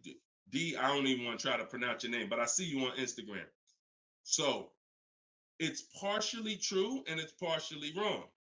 You have to do it the way I just laid out for you. That's called the bank bidding war. And if you want to prove this for yourself, you can simply type in rate shopping online and you'll see this is how the credit union, this is how the credit bureaus allow you to rate shop. So they'll give you 14 to 45 days to do it. If you do it like I just told you, it'll only take 2 days. 2 days. One day you're doing all your stuff at home. We're getting all our lenders at home to bid. The next day, we're getting the dealers to get their lenders to bid. And then we're making a decision on who got the best offer. So don't ask yourself. I never want you asking yourself. I never ask myself, did I get the best deal? That's a question of disempowerment. That's a question of weakness. We don't want that. What you should be saying is, following this process, I guarantee I got the best deal because I got offers from all these banks. I can't get offers from 15, 20 banks and not guarantee I got the best rate. The way you shop, or you've been taught to shop or programmed to shop, you're only getting offers from one bank, or you're just letting the dealer do it all for you. That's where your buyer's remorse comes from. That's where your skepticism about, did I really get the best rate, comes from. So we won't know what the best rate is until we get all the bids. And that's how we do it. So everything that I'm teaching y'all is part of what's in my book, rated 4.9 on Goodreads. It's called Cars from Home, 7 Steps to Saving Time, Money, and Avoiding Dealers. You could keep typing your questions because Dolan's going to pull the next question and you can put it up on the screen now, Dolan. Put the next question up. But all of you can get your copy for 75% off as long as you get to my website before the 30 minutes expires. This is a welcome offer. Normal price of the book is $97, and it's worth every penny. It's worth actually thousands. But special welcome offer, you get it for 75% off in my TikTok bio, in my Instagram bio, or in the comment section on YouTube or Facebook. Okay, this is Monty from YouTube. She said, my mother's looking to start a new lease soon, but she only drives 5,000 a year. What's the best option? Low mileage lease if she's not keeping the car. So if she's not keeping the car, Monty, watch this. I run this scenario a lot, and I want y'all to, because some of you, you were taught never to lease. If you stick around this channel long enough, you'll see probably within minutes that that's some of the worst advice that you've ever listened to. If you don't keep your cars 8 years, so we'll talk about that. And we show examples. It's not even up for debate. People who try to debate it, they're emotional and they're tied to old advice. So once you have decided you're leasing, which means I'm not keeping my car 8 years, I want to avoid that depreciation, then I need to be shopping for aggressive lease deals, because it's the short term. Again, this is another unseen expense, depreciation. This is why, look, when you buy your car today, you buy a $40,000 car today, you try to take that car back to the dealership a month later, what's it worth? You try to take, you buy a car today for $40,000. You try to take that car back to the dealer a month later. Is it worth $40,000? Right? No. A month. You might have even not you might have not even driven it. But that's the way depreciation works. You don't have to drive the car.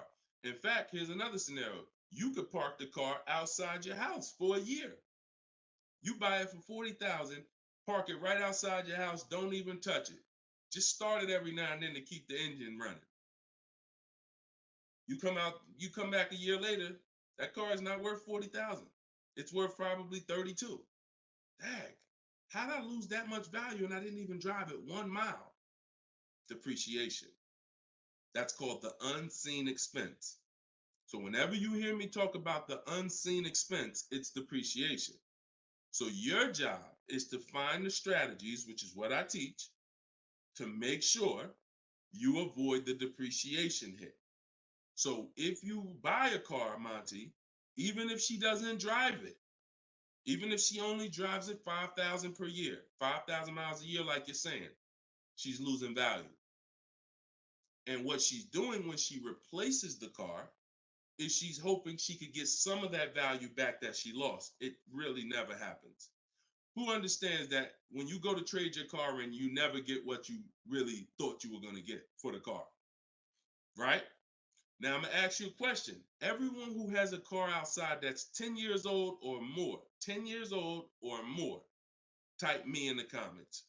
Matter of fact, let me know how many years you've had the car. That's a better one. Type how many years you've had the car. And for those of you who just came to the show, this is our Thursday, 12 p.m. live show. We're actually live right now. This isn't a rebroadcast, although we do rebroadcast these shows throughout the day, all day, so that you can actually catch up, watch the replay. But this is our time. We're live Monday, Tuesday, Thursday, and Friday, 12 p.m. and 3 p.m. Make sure you're here. If you want to engage with us, make sure you're here. If you want to tell your friends, this is the time to be here. Okay. So we got people 11 years. Can Skin on Instagram, 11 years, 13 years. Jessica on YouTube, I see you. 6-year Jeep Wrangler. Well, I wanted to hear from people who are longer. 2018 Sakia. So, all right, 15 Tahoe. Okay, I'm talking about the people who've had a car 10 years or more. One thing about you that listen, are y'all worried about how much you're really going to get for that car? Are you overly worried about it? Most of you are going to say, no, not really. It's worth a couple thousand, but you've used most of the value. You understand that? Look, Big Meek said I got 08 4Runner on TikTok. So we understand when you have kept your car long term, I'm not concerned with resale value much, because my whole goal with having this car was to use up most of the value. So that's what you do if you're a buyer. If you're not going to get to this level, This is what I'm telling you, that you are now losing because the depreciation of your car is the highest in the first 5-6 years. So in order for you to win, you have to keep that car, what I call the 8-year rule. 8 years, that's when the depreciation starts to level out, where you're not losing value like this. And so regardless of how much you're driving, that's not the key. That's not the key. Monty's mom is driving 5,000 miles a year. Who's a high mileage driver driving more than 18,000 miles a year, type HM? I want you to know, I want to cover all the bases for this question here. Oh, what doesn't matter whether you're a high mileage driver, low mileage driver, it has nothing to do with how much you drive, because that's not what's killing you. It's the depreciation based on the time you have owned the vehicle. And if you're not keeping that car 8 years, you should be shopping for aggressive leases. Now, before we go to the next question, I'm going to show y'all an example of why it is impossible. Yes, impossible. No way, shape, form, fashion. You can get a great deal if you purchase, but you should have leased. Okay? Let's use this scenario. Let's use Frina. Let's use Frina as an example. So Zafrina, she picks up, and you can see this date. She's recent. This is just, not too long ago. So Frina gets a $65,000 Jeep Grand Cherokee. She uses my system. You can see she uses the Cars from Home system, where she gets bids, multiple bids. We get at least 5. So don't look at this price and be like, oh, Deshone, that looks incredible. Yeah, that's because we get this through bidding. You get the best price. That's what we do here. So stick around, you'll understand if you're new to the show. But she's paying $579 a month for a $65,000 Jeep Grand Cherokee. Just so we can, let me level this out for y'all. If she pulls up to someone who decided to purchase because they didn't understand leasing, or they was taught never lease, so they're going to go in, they want that same truck as her. Let's just assume they got a ridiculous, how much is a great discount on this Jeep? I want to use your numbers. Type in the comments, what do you think is a great deal, a great discount? She go in just don't be realistic though. Somebody walk in, she go in and she looking at this $65,000 Jeep. Somebody's going to purchase it though.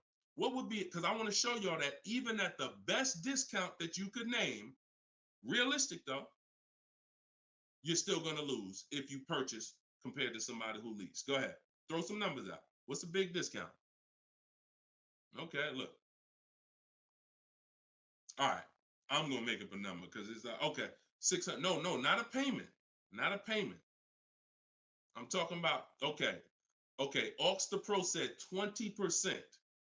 Now, we already know saving 20% off a new car is pretty much never going to happen, right? We can agree. That's usually never going to happen, 20% off the price. Let's see how much 20% is. So 10% would be $6,500. 20% would be $13,000. So let's say they knock $13,000, an impossible discount. Someday somehow we do something never been done before. They end up getting this car for $53,000. $53,000. Every $5,000 on a loan is how much per month, y'all? Some of you know, some of you seen my videos, some of you been on the show before. Every $5,000 on a loan is about how much per month? $100. Exactly. So let's do this math now. Continuing to drive this point home that there is no way for you to get a great deal when you purchase, but you should have leased. So the same person who just got this unbelievable, never going to happen discount of 20% off a brand new car, $53,000, what's their car payment? $53,000. Car payment's about $1,050 a month. $1,050 a month for 5 years. Let's just say they take another year on the loan. They say instead of a 5-year loan, let's take a 6-year loan. $900 a month for 6 years. Freena's paying $579. Is that sinking in? Type $ if that's sinking in. that, whoa, you telling me, Deshone, the same price that this person just got, and she got a ridiculous lease on it, she's paying $579 a month, even if a person got an never gonna happen discount. I literally just took what my man here on Instagram threw out, and he knew he was throwing out something crazy by saying 20%. Even with the 20%, payments $500 a month more than Freener got leasing it. Now let's do one more scenario here. One more. See, all of this is what I'm teaching. This is in my book. This is why the book is 4.9. Goodreads.com. Thank you to everybody who's reviewed the book, Cars from Home, 7 Steps to Saving Time, Money, and Avoiding Dealerships. One more scenario. Let's throw a used car in here. So we already looked at Freener's deal, brand new, great lease. Second, brand new, never gonna happen discount. Now let's throw a used one in there. Let's say somebody says, you know what? I'm looking for a hold on, I want to put that back up, Dolan. Let's keep that up because we're talking about this scenario. So please put Freener's deal back up on the screen, Dolan. Matter of fact, here I got it right in front of me. All right. So we got third scenario here. Somebody now is saying, all right, I'm gonna find that truck used though. So instead of 65, good price on a used one. Let's say we find one that's like 40% off, 3 years old. Again, I'm using extremes to show y'all. So some of you are like, Deshone, if you're using extremes and it's this different, dag, I've been overpaying by not understanding leasing. Yep. I wish I had Dave Ramsey here. I wish we could get Dave Ramsey on the show. You know, I wish he was in the audience. I wish him, because unfortunately, look, shout out to Dave. I know he has the right heart, the right intentions, but he has the wrong information. He's what I call confidently incorrect. That means dangerous. You're dangerous. When you're confident and incorrect, you're dangerous to yourself and others. So now, used car, somebody gets this car, they knock 40% off the price, and they get one for like $40,000. $65,000 truck. I got one 3 years old. I paid $40 for it. Every $5,000 we just said is about $100 a month. 40 payments, $800. You take a 6-year loan, payments $725. On a used one, we're no longer even talking apples to apples with the vehicle. On a used one, $579 Freener's paying, $725 for a 6-year loan on a used one, 3 years old, 1 year on the warranty left. Then you're on your own. $1,000 a month to buy a brand new one. See, son, you getting mad yet? Are you getting mad yet at the people who taught you not to lease? Now, who should be? Because some of you, if you just tuned in, you might be thinking, oh, Deshone, so should I only lease? No. If you are not keeping your cars 8 years, then you should only lease. Because when you buy, if you keep the car long enough, you can win. Because you're going to pay double what Freener's paying if you buy a brand new one. You're going to pay more on a used one, but eventually you pay off the car, you keep it 8, 10, 12 years. The longer you keep it, you can catch up. You're still not going to, you get what I'm saying? Because Freener's always going to have a payment. If she keeps leasing, she's always going to have a payment. But if you keep buying your cars, trading them in 5 years, trading them in 6 years, trading them in 4 years, you are no way, shape, or form even close to this. You're thousands and thousands of dollars away. There's thousands of dollars more every year coming out of your bank account than someone who understands leasing. Yeah. Tell your parents, tell your cousins, tell your brothers, tell your spouse. This is what I've been ranting about for years, trying to get you to understand. That's why I say there's no way to get a great deal if you don't understand. If your deal's on the wrong foundation, no way to get a great deal. It's impossible, no matter how much you save on the car. Okay? So yeah, we go deep on that today. Good. I'm happy we got a chance to go deep. All right. I see a lot of people typing $signs. You understand. All right, Dolan, shoot the next question up. Skinner, I see you on YouTube, man. It's real. It's real. This is what we do, man. I'm glad. We gotta look. I'm the bad news first person. So don't think I gotta share the bad news first. And then, but I'm also giving you the olive branch to like, you can change this. You can start doing things different. You can start shopping different. You can learn how to make these people big.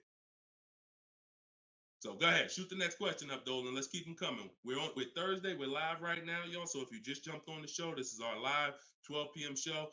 Type your questions, and can y'all tap the screen on TikTok? Can we shoot those likes up? Can we? If you're gonna spend time with us and you're getting value out of what we're doing, I need everybody who's getting value, hit the like button, and start tapping the screen if you're on TikTok, just to show that. Run those likes up. All right, I see it. See y'all lighting it up already. All right, Facebook, James. I'm an old school guy that was told not to let anyone run my credit. I'm not even sure how to download your book. Maybe you could walk us old timers through the process of downloading it. Unfortunately, I teach an online system. I'll be the first one to tell you, my system's online. My system's right here in front of a computer. I've worked personally with probably 1,600 people personally in my coaching program since 2021. They got to know how to use a computer. I've had older people who get their children, who get their grandchildren come because and sorry y'all, my eyes are watering. I got a little something trying to jump on me, but we good. But I would be lying to you if I told you this isn't based on because we use copy and paste systems. You're sending emails. So that's one thing I can say. I wish I could, tell you otherwise, but if you want to use what I teach, I mean, now I've had people who get their grandchildren or get their children because my system to get great deals only takes 90 minutes.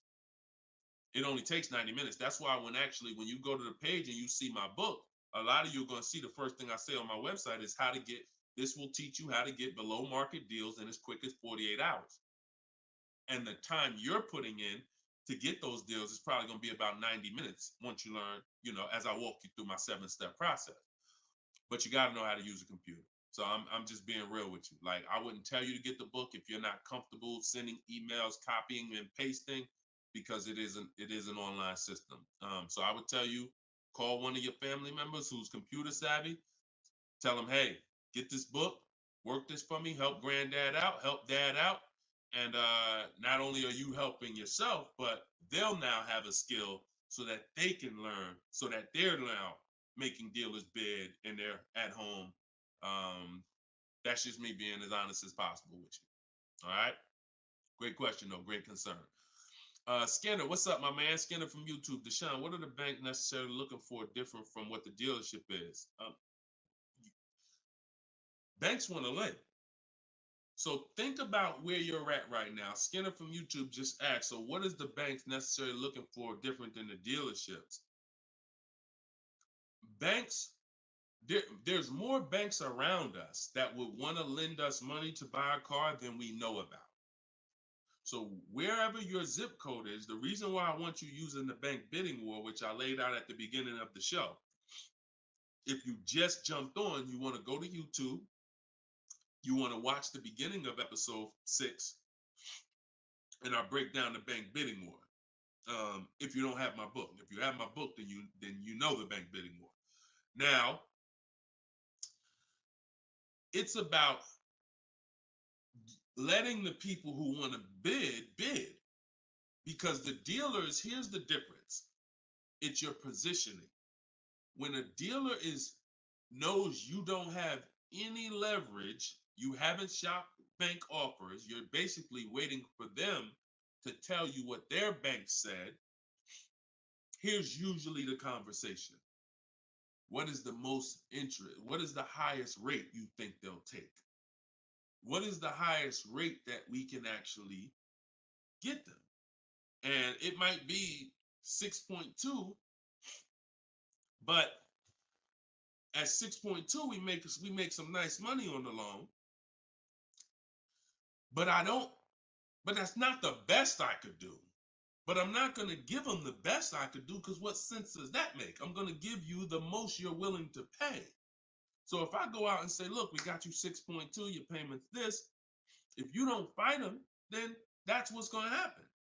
But when you have offers, now what you're doing is calling them and saying, look, I got 5.79 from my credit union, or 5.79 from this online bank.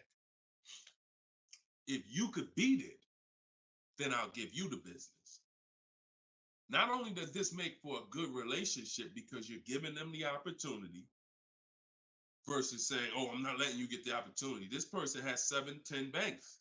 You give them an opportunity, and this is how you guarantee the best rate. So it's not about they're looking for anything different. It's about positioning yourself so that the dealer is now trying to beat the rate you got versus what I just laid out 60 seconds ago when you don't have a rate in the conversation they're having. Leverage. All right, that's the difference. One gives you major leverage to guarantee you're getting the best offer. One, you have no leverage, and so there's no guarantee. And you'll always drive wondering, man, could I have gotten a lower interest rate? That'll always be in the back of your mind. So we want to eliminate that. All right, great question, Skinner. Go ahead, Dolan. Next one. I don't see too many questions coming in on Instagram. Where y'all at with your questions today? We getting questions from TikTok. I see a lot of them. Let's go. Oh, there's one. Okay, Body by Michelle. When buying a luxury car with cash, when should I let the salesperson know? Okay. The process of what we teach doesn't change doesn't matter what you're buying. We've had people get Maseratis, get high performance BMWs. I know this works because bidding just works. So first thing you have to do, Michelle, is realize I need to get at least 5 offers, because we're so concerned with how we're going to pay for the car that we're not thinking about which dealer is going to sell us the car for the lowest amount. Now, some of you may have been taught every dealer has the same price. I got this clue when people started saying things like Nissan doesn't have good deals. Hyundai, the deal on the Hyundais right now are terrible. That's either coming from 2 things, and they're both wrong, that I want you to stop today.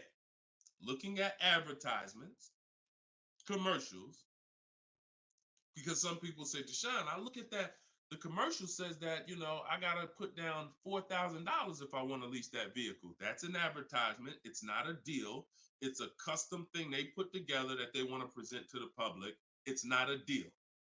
When you look at what I just showed you with Frina, when you look at Danielle's lease on her Audi A3. She's paying $550 a month, $44,000 Audi A3.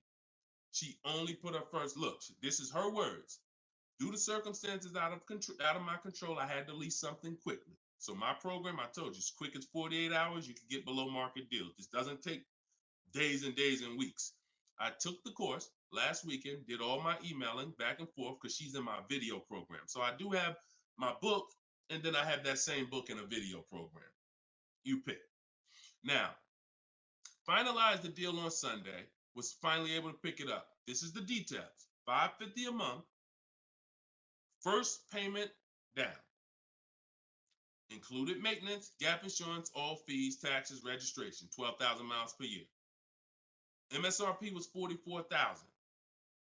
If we saw a commercial, or if we went on Audi's website right now, that is not what they're advertising for that car's lease. They're probably advertising $479 a month with $3,700 due at signing, plus tax and fees, which would end up, if you wanted to get to this payment, you probably need $5-6 grand up front. That, I'm telling you, stop looking at commercials. Those are not deals. We don't look at commercials to dictate what the deal's going to be. Nothing that I'm ever going to show y'all that people are learning from me is ever going to match a commercial. Second thing that people might be looking at when it comes to what they deem they can get for a car is going into one dealer. That's it. Going to one dealer. What's the price? Oh, wow, that seems high. That's higher than I thought it was going to be. And leaving saying, oh, man, Nissan don't got no good deals this month. No, that Nissan dealer doesn't have good deals. And again, you have no leverage. So the first thing I want you to think about, Michelle, is changing the way you shop so that you can forget about how you're going to pay for the vehicle. First paramount thing is to make sure that I'm getting 5 offers, because we've done the statistics. I got people all around the country shopping that report to me. 80% of dealers are overpriced. I'm telling you numbers that I don't want you to ever forget. 80%. That means out of 100 dealers, 80 are overpriced. 20 are the great prices. So you're not going to walk into a dealer and get a great price, because you have more of a shot of walking into an 80% dealer than you do a 20%. So you stay at home. You could do it my way, which is in my book, totally online. You use my scripts, use my templates, they're copy and paste. Or if you want to do it your way, you can call around and get several quotes. But you need to get at least 5, because you're going to be amazed how different the quotes are. One dealer's charging $550, another dealer's charging this, another dealer's charging this. Hey, that's a $5,000 difference. That's the way it should be. That's the way it should be. Okay? So that's what you focus on, Michelle. Forget it. If you're going to pay cash, keep that in the background. People walk into a dealership all the time. You see it on internet. They make videos about it. Oh, I'm walking in, man, about to get this Lamborghini. Yeah, I want that black one right there. Boom. All right, write him up. Let's get him out of here as fast as possible before he realizes what he needs to ask. Okay, and he don't want to look like he's negotiating. You're going to overpay all the time. People celebrate the cars, but they overpaying for them. So don't focus on how I'm getting the car. Focus on, let me get these offers so I can make sure I get the best price. Once I get the best price, here's the cash. Okay? Great question. Shoot the next one up, Dolan. We're live, y'all. This is our Thursday, 12 p.m. show. We'll be live for about an hour. So we're going to try to get through as many questions as possible, but I don't like to give short answers. And for those of you who like to shine, I want all the answers in one spot. That's in my new book. It's a digital book. It's called Cars from Home, 7 Steps to Saving Time, Money, and Avoiding Dealers. And you can get yours, have everything I teach in one spot. If you get the 75% off price, it's $24. It'll be in your inbox in 5 minutes. You can get it in my TikTok bio. You can get it in my Instagram bio, or on Facebook, YouTube. We got a link in the comment section for you that you can get your copy at 75% off. But it's only for 30 minutes. Once the timer expires, it does go back up to the $97 price. Okay, YouTube, Hanako. Sorry, hold on. Eyes water, I'm sorry. All right, YouTube, Hanako. What if you guess incorrectly on what your yearly mileage will be for a lease? Can you renegotiate your lease if you will go over the mileage?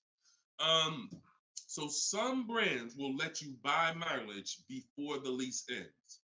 So you can buy them, but I think BMW has it where you can buy the mileage for like 15 cents, but you can't be within like the last 3 months or last 6 months, something like that. So everybody, if you do have that option, you want to call your leasing company and you want to see. But I teach to estimate your miles. Like I have a chapter in my book. It's not even a chapter. It's like a little section called Choose Your Mileage Wisely, where we walk you through the math. Now, sometimes lifestyle changes. You were working 10 miles from home. Now you're working 30 miles from home. That's understandable. What I like to do is we always do an equity assessment. Who has a lease, but you didn't know you could sell leases? Type of question mark. If you did not know that you could sell a lease, I want you to type a question mark in the comments, because you need to get familiar, and every one of you who are going to be replacing your cars, whether you own it, lease it, anything, you need to get familiar with what we call an equity assessment.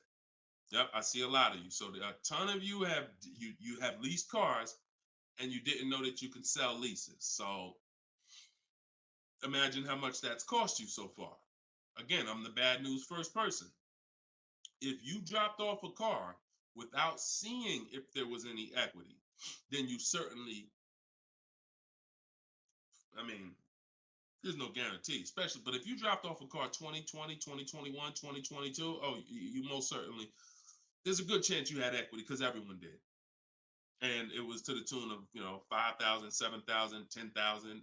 If you had a truck, some of these trucks, $10,000, $12,000 checks people were getting.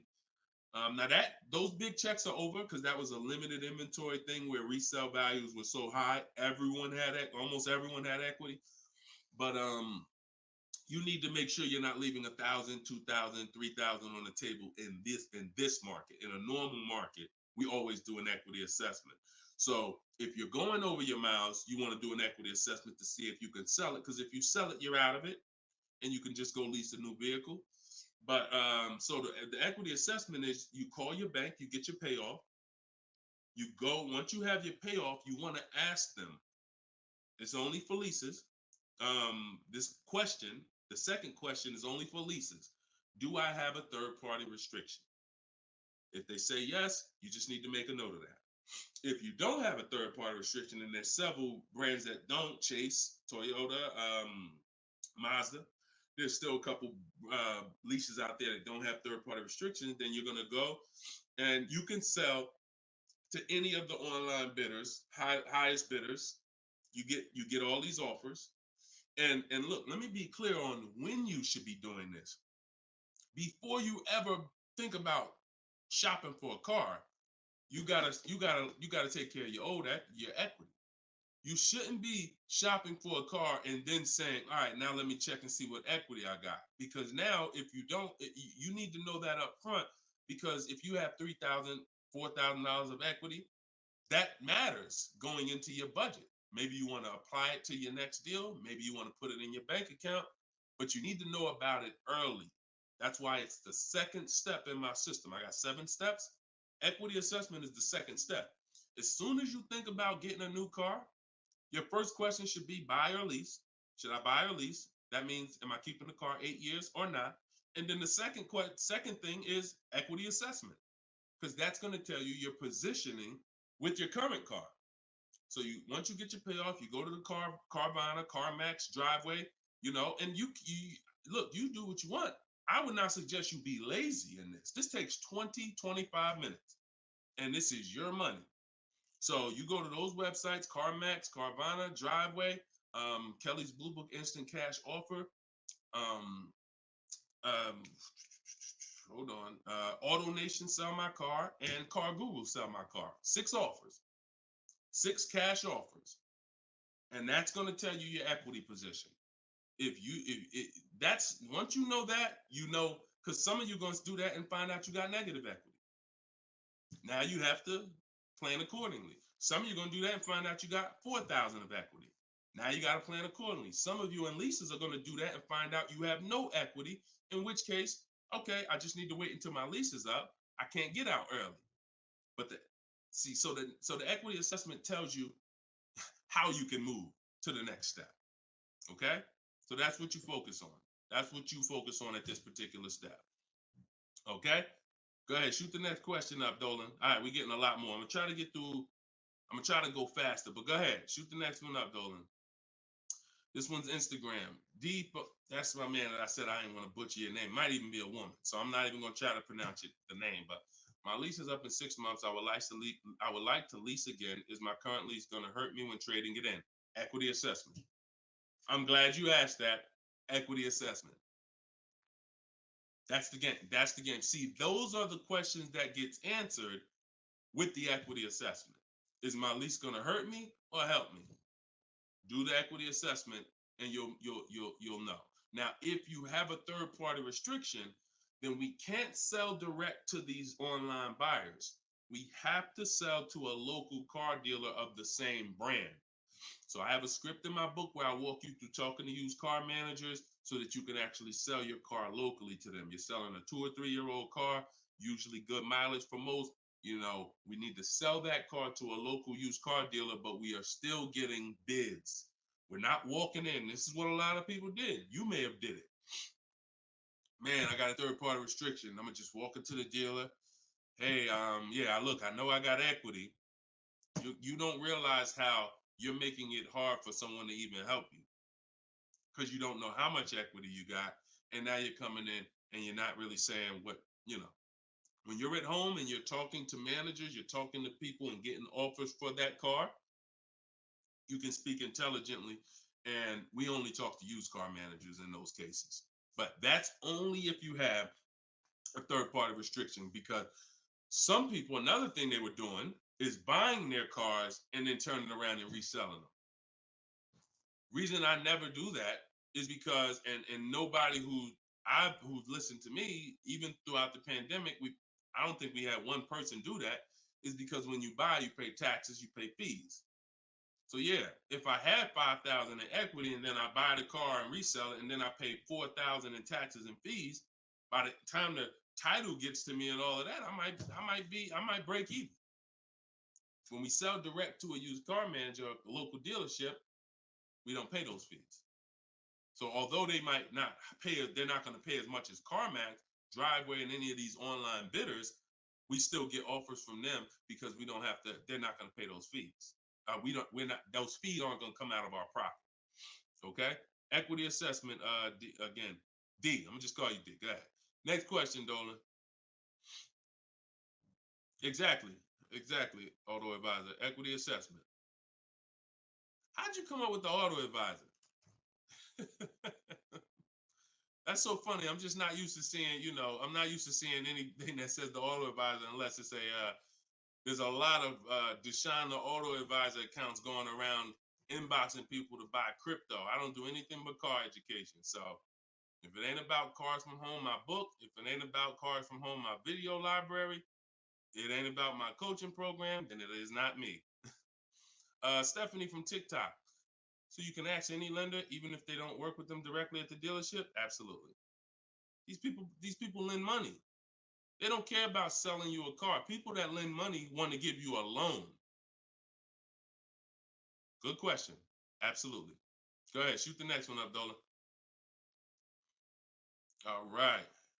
Everybody getting value out of the show so far? Type dollar signs. Let me see the dollar signs. If you're enjoying and you're getting value out of this show, just by the way, for those of you who just came, this is live. This is our Thursday live show. We rebroadcast these shows throughout the day. So that everyone can rewatch them. So you might see a rebroadcast, but Monday, Tuesday, Thursday, and Friday, 12 p.m. and 3 p.m. is when we're actually live. So when your coworkers, your family is talking about car shop, you want them here 12 p.m., 3 p.m. We're actually live Monday, Tuesday, Thursday, and Friday, Eastern time. All right. This one's from Instagram. How do you get a great lease deal? Bids. It's the only way. Because all right, so I'm gonna give you an example of how not getting bids will actually deceive you, and you could possibly think you got a great lease deal. So this is Charles. He got a Palisade. Palisade is probably one of the top 5. Definitely throughout the pandemic, it was probably top 5 most popular, SUVs. People were overpaying, and I don't want to, I don't, you might have one, and unfortunately, a lot of people overpaid for these, and they're still overpaying for them. So he reached out to 3,500 dealers. Now he used my system. So this probably took him about 25 minutes. I have something in my book. My strategy is called the 25 to 5. What that is we're connecting with 25 dealers online. And our goal is to get 5 offers. Because if you want to show earlier, I told you 80% of dealers are overpriced. So we're going to get 5 offers, and they're going to be about $150 to $200 apart minimum. Your best offer when you get bids is going to be about $150 per month to $200 a month cheaper. Now, if you're purchasing, hold on.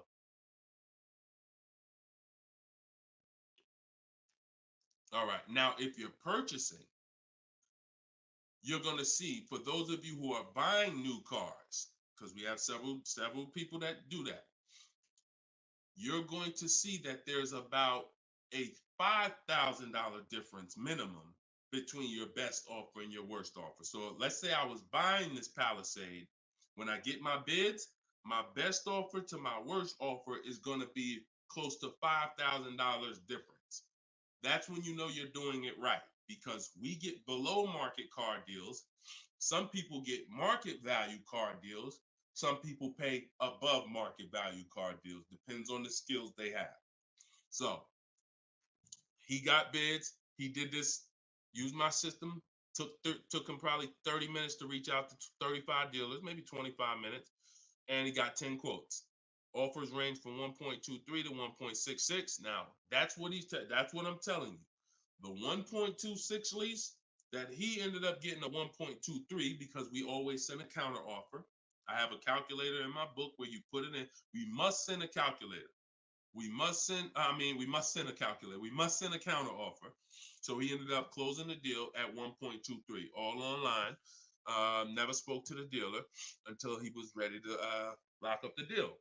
But see the difference, 1.23 to 1.66. That means he's looking at offers. His best offer was $597 on a $48,000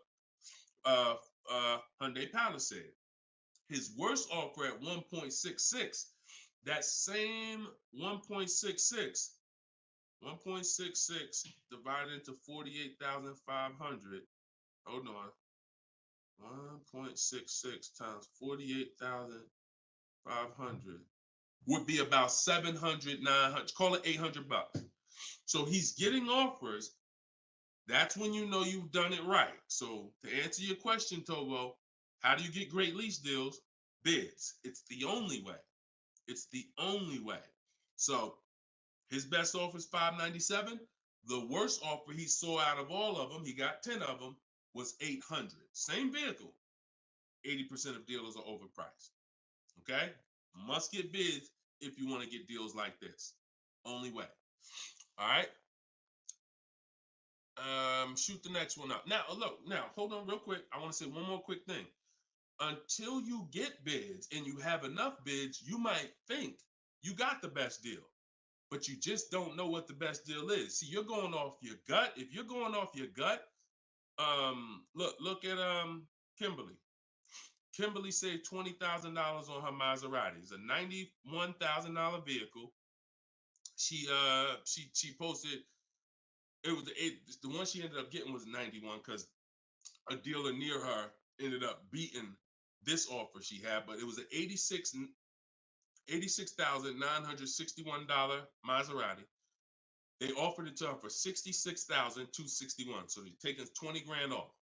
But she had offers that were 10 grand off. She had offers that was 12 grand and 8 grand. And if she would have tried to assume, well, damn, 8,000, that feels good. I mean, shoot, brand new Maserati, taking 8,000 off. That gotta be a deal. See how much money she would have left on the table? See how much money she would have left on the table? So we cannot assume. We get multiple offers. We look at the lowest one. That's how we guarantee. All right? Go ahead. Shoot the next one up, Dolan. Great questions today. Great questions. Let's go. All right. We got Emo on YouTube. I test drove an MD. I'm test driving an MDX soon. Okay. I test drove an MDX as soon as we finished. They tried to get me to run my credit. I told them I'm shopping dealerships, didn't like it, so the manager came in the office and tried it. No again. 100%. You look, y'all. If you don't have a plan, you're under someone else's plan. You follow me? I'm gonna say that again. If you got a light bulb emoji, type a light bulb emoji, type a gem emoji. Remember this. If anytime you don't have a plan, you will be subject to someone who has a plan. And there's nobody that has a plan like car salespeople. We know what we're doing. We are not trained in much. We're not trained in finance like we should be. We're not trained in buying versus leasing like we should be. We're not trained in resale values like we should be. We're not trained in insurance products like we should be. There's more insurances to consider with a car than there is a house. Kid you not. Extended warranty, that's an insurance policy. You might use it, you might not. Tire and wheel, that's an insurance policy. Gap insurance. You have auto insurance. There's multiple insurances that you need to consider in this business, when you're buying a car, when you're leasing a car. We're not trained in none of that like we should be. But what we are trained in is how to make sure we have enough information to sell you what we want to sell you. And so if you don't have, and the least, the people with the least integrity, they are certainly going to try to pin you down with the credit check. Can't give you a credit. I can't give you a quote without your credit. Come in. I need you to be here. When can you come? First question they ask, y'all, right?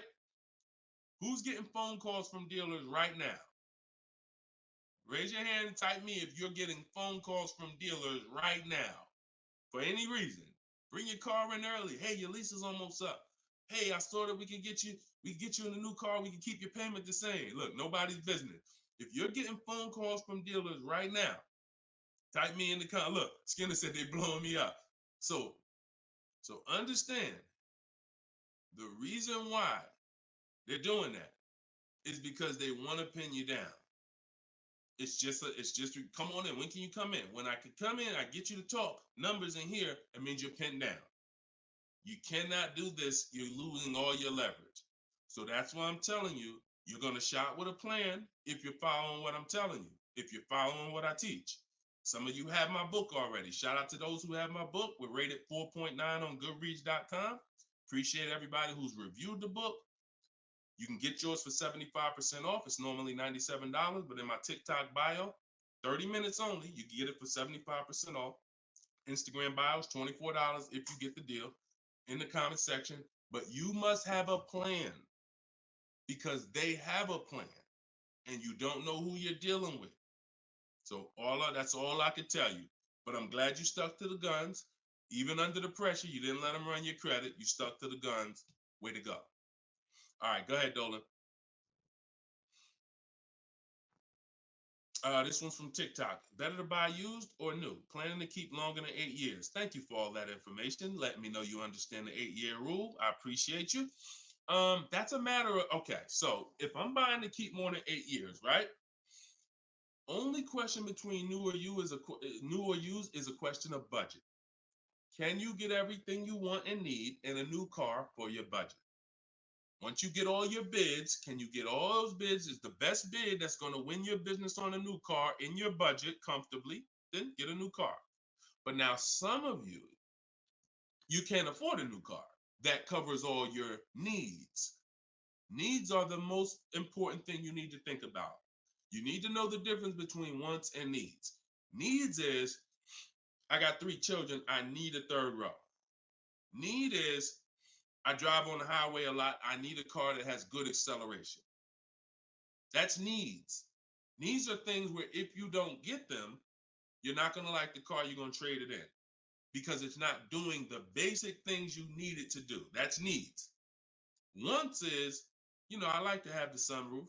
I don't need it though. But if I can get it in my budget, I'll take it. I like to have this. I like to have that. These are wants. You got to know the difference. Unless your budget can buy everything. But if you can't get everything you want and need in a new car for your budget, then we go used. But if you get everything you want, there's plenty of people who are like, you know what, Deshone, I am a long-term person. I'm keeping more than 8 years. I could afford both. I only get a car every, only once a decade. I want to get a new one. That's fine. And some of you are like, you know what? I really want to go with even more value. So I'm gonna look to get a pre-owned one, not 30% off the price, 20% off the price, 40% off the price. That's fine too. There's no right or wrong there. Just go through it and pick the one that works for you. Great question. Okay. And now I have while you putting the next question up, Dolan, my process for shopping for new cars and leases is totally different than the process we teach on shopping for used cars. It's entirely different. One is called the 25 to 5, where we're reaching out to 25 dealers online, connecting with them, looking to get 5 offers. The other one is the multiple marketplace strategy, where we're on all the online marketplaces where used cars are, and we're narrowing down. We're looking at the used car market, the low prices. We're turning on alerts on our phone so we get notified whenever there's a new car that pops up. Totally different process. Both are online, But with a used car, we cannot do 100% of our transaction online. Sometimes with new cars, we've had people who never left their house. They just went to test drive the car and everything was done online and the dealer delivered the car to them. That's fine because it's a new car. No one drove it. With a used car, we must test drive. So we can only do about 90% of our process with used cars online. 10% has to be in the dealer. Okay. Miss Dollface on Instagram. When is the best time of the month to purchase a car? There is no best time. And I'm going to tell you why. I know you probably, what's the time that you've been taught? I want to hear from you. Like, go to your keyboard right now. What is the time that you've been taught is best during the month to buy a car? And we got a bunch of people on here, a bunch of different people. Tell me the time that you've been taught is the best time to buy. And then I'm going to tell you why that's not the best time. Right? And I know what everybody's going to say. We all going to say the same thing because we were all taught. Well, now I can't say we, because I was in the business. Exactly, HBD, end of the month. Cherie said November. Tothy on Instagram, end of the month. Look, Skinner, around the holidays. So your answer, Skinner, was about the same as Sharice. November, coming into the holidays. Now, I want you to picture any other business because what I'm trying to get you to see is that you are taught, programmed to shop for cars different than you shop for everything else in life. Everything else in life, because if you had a business where every single time at the end of the month, just dozens and dozens of people just came into your store because that's what the marketing did.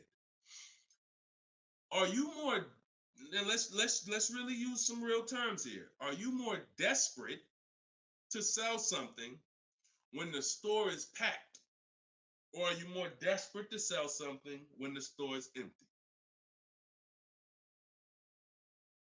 See, I want to tell you a story.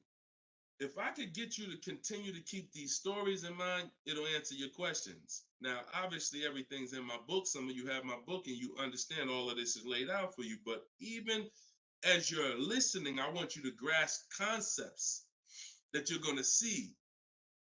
Are you more desperate to sell something when the place is, exactly, Toothy, when the place is empty? Place is empty. If I got a store and I haven't opened up that register all day long, it's daggone 5 p.m. I haven't seen one customer. I'm desperate. But if the store is packed, man, I ain't thinking, what are we giving deals for? You know what I'm saying? What are we giving deals for? The place is packed. We're not desperate. So the marketing is great. The marketing makes you think, oh, end of the month, we're getting the best deals here. There's clowns up here. They got daggone balloons. They got the guy outside with the arms blowing. They got signs everywhere. This is what the place is a carnival. Why do we need to give away these cars? No. You don't want to be sitting next to somebody and Jim drives off with a car and Jim done like, all right, man, have a good one, man. Yeah, you here too, man? We was here the same time. Great. Yeah, man, I'm going. And you sitting there and you going to say no to a deal. Salesman looking at you like, hey, look, do you want it or not? Because, we're real busy. There's people waiting in line. Do you let me know? So it's the pressure. It's the like. So I say that to say what you've been taught, the holidays, the end of the year, sounds good. But you're much more likely to get a deal when there's no one in the showroom. The 10th of the month, the 2nd of the month, place is dead. And I like to make sure you're positioned. So what I teach is something you need to have 2 dates in mind. 2 dates. Every time you're shopping for a car, I teach you need to know these 2 dates. The as soon as date and the no later than date. The as soon as date is the soonest you can buy a car. Soonest you can buy a car, as soon as date. You're not in the market until your as soon as date is today. Step 5 in my process, my 7-step process is in the market, getting offers. I can buy something today. That's my as soon as date. My no later than date is my deadline. Now you have to know these 2 because the time in between is your leverage. So let's just say my as soon as date is today.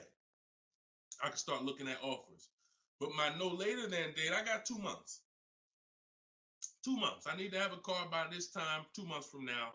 That's my deadline. I got all that time in between to say no. I got all that time in between now. When I'm contacting dealers, when I'm looking at inventory, I can look at trends. I can see are the prices dropping. I can have alerts on my phone, getting access to the new inventory. This is our process. So some of you are like, Deshone, I need a car in a week. Well, you still have a as soon as date and a no later than date. 3 days, soon as date, no later than, doesn't matter. So you have to know these 2 dates because in between is your leverage, which is why I don't want you emergency shopping unless it's an emergency. Okay? I don't want you emergency shopping. Don't get into the habit, don't stay in the habit of emergency shopping. Oh, I'm going to put it off to the last minute. And then, oh, I got to go into the dealership. Oh, I need a car this week. All of that is working against you. Now, if you can still get, in fact, when you go to my website for my book, you'll see it says below market deals in as quick as 48 hours. But the more time you have, the more time you have to say no. Programs change every month. You see deals change, lease programs change, rebates change. And so when you have inventory changes, so if you're looking for a black or blue car, all these dealers don't have one right now, but they got one coming next month. You can, that's fair game for you because you have time. So these are all the benefits of getting in the market 3 months early and learning how to look at the deals. If there's a great deal now, we jump on it. If there's not, okay, I'll look next month. And that's what I did when I got my mother's lease on her Mazda CX-5. October, I was looking at the deals. I didn't like them. Got all my offers. I said I didn't like them. Now, the great thing is I made contact with all these dealers. So they know. Now I'm following up next month. Hey, just checking in. How's the deals looking for this month? November, didn't like them. 3rd month, December, got the deal I liked. Wrapped it up. So don't always think time is an asset. Time is an asset. Now, if it's an emergency, that's fine. We got to get a below market deal. We only got a week to do it. That's fine. You better have a strategy. But if you have the luxury of time, we use that to our advantage. So I wouldn't say there's a best time of the month to purchase a car. But if you're in the market and you're positioned, here's another thing you're positioned for. Every now and then we come into the dealership. When I was at Mercedes, when I was with General Motors, it happens all the time throughout the year. It could happen on the 10th of the month. It could happen on the 12th of the month. It could happen on the 8th. We don't know when this is going to happen, but this is the conversation I'm about to give you a behind the scenes look of exactly what happens and why I want you to be positioned. We come in, they look at the numbers on the board. Sales manager looks and says, man, we got 20 cars sold for the month. We are way behind our objective. All right, listen, call everybody anybody you got, anybody that's real, anybody that's a real buyer, call them. We're not turning down any serious offer today. You want to be the person that's positioned. Hey, Jackie, and they're usually emailing us because we don't talk to, nothing that we do requires talking to salespeople. So they be email, hey Jackie, hey, it's Ray over at such and such. Were you still looking for that car? Have you found it yet? No, okay, I know the quote I gave you before was $550. I know you wanted to be here, but my manager said, listen, we'll take any offer today. We really want to move a car. See, you were taught that only happens at the end of the month. It doesn't. You got to be positioned. You got to be positioned. And so that's the luxury of time. So this is what it is, y'all. I want you shopping with a strategy. Like, this is what I want you shopping with. All of this is in my new book, Cars from Home, 7 Steps to Saving Time, Money, and Avoiding Dealerships, learning the science of making dealers and banks bid for your business while you sit at home, getting below market car deals in under 90 minutes. And you can get your copy for 75% off in my TikTok bio, in my Instagram bio. Or you can click in the comment section on YouTube and Facebook. We got a comment pinned for you guys. Or if you're watching us on TV, you can scan that QR code with your phone. Get your copy, use it, use everything in it. I walk you through everything in there. Leasing is in there step by step. Purchasing new cars in there step by step. Purchasing used cars step by step. High mileage drivers, I got 2 strategies for you. If you're a short-term high mileage driver, everything's in there step by step. If you have credit issues, I walk you through step by step. So get your copy. We are back live for episode 7 at 3 p.m. And well, like I said, this is not a rebroadcast. We do these live shows Monday, Tuesday, Thursday, and Friday, 12 p.m. and 3 p.m. So we'll be back for our next segment in a little bit if you want to join us. If not, tell your friends about us, and we look forward to it. We always look forward to the people who are ready to change their life, empower themselves, stop shopping like desperate victims, begging people to help you, begging people to give you a car, begging people to help you. Please, can I get no money down? Going in with wrong information. Down payments are illegal. All of this stuff that is just totally terrible. It's no other way to put it. It's just terrible. I want y'all shopping different. I want you empowered. I want you in control. I want you leaving a dealership guaranteeing I got the best price. Sending me email, Deshone, look at this deal I just got. I got all these offers. Look at this used car I just got. I got 40% off the brand new price. That's what I want you emailing me. Empowered, and that's what we're going to get to. God bless y'all. I'll see y'all on the next segment.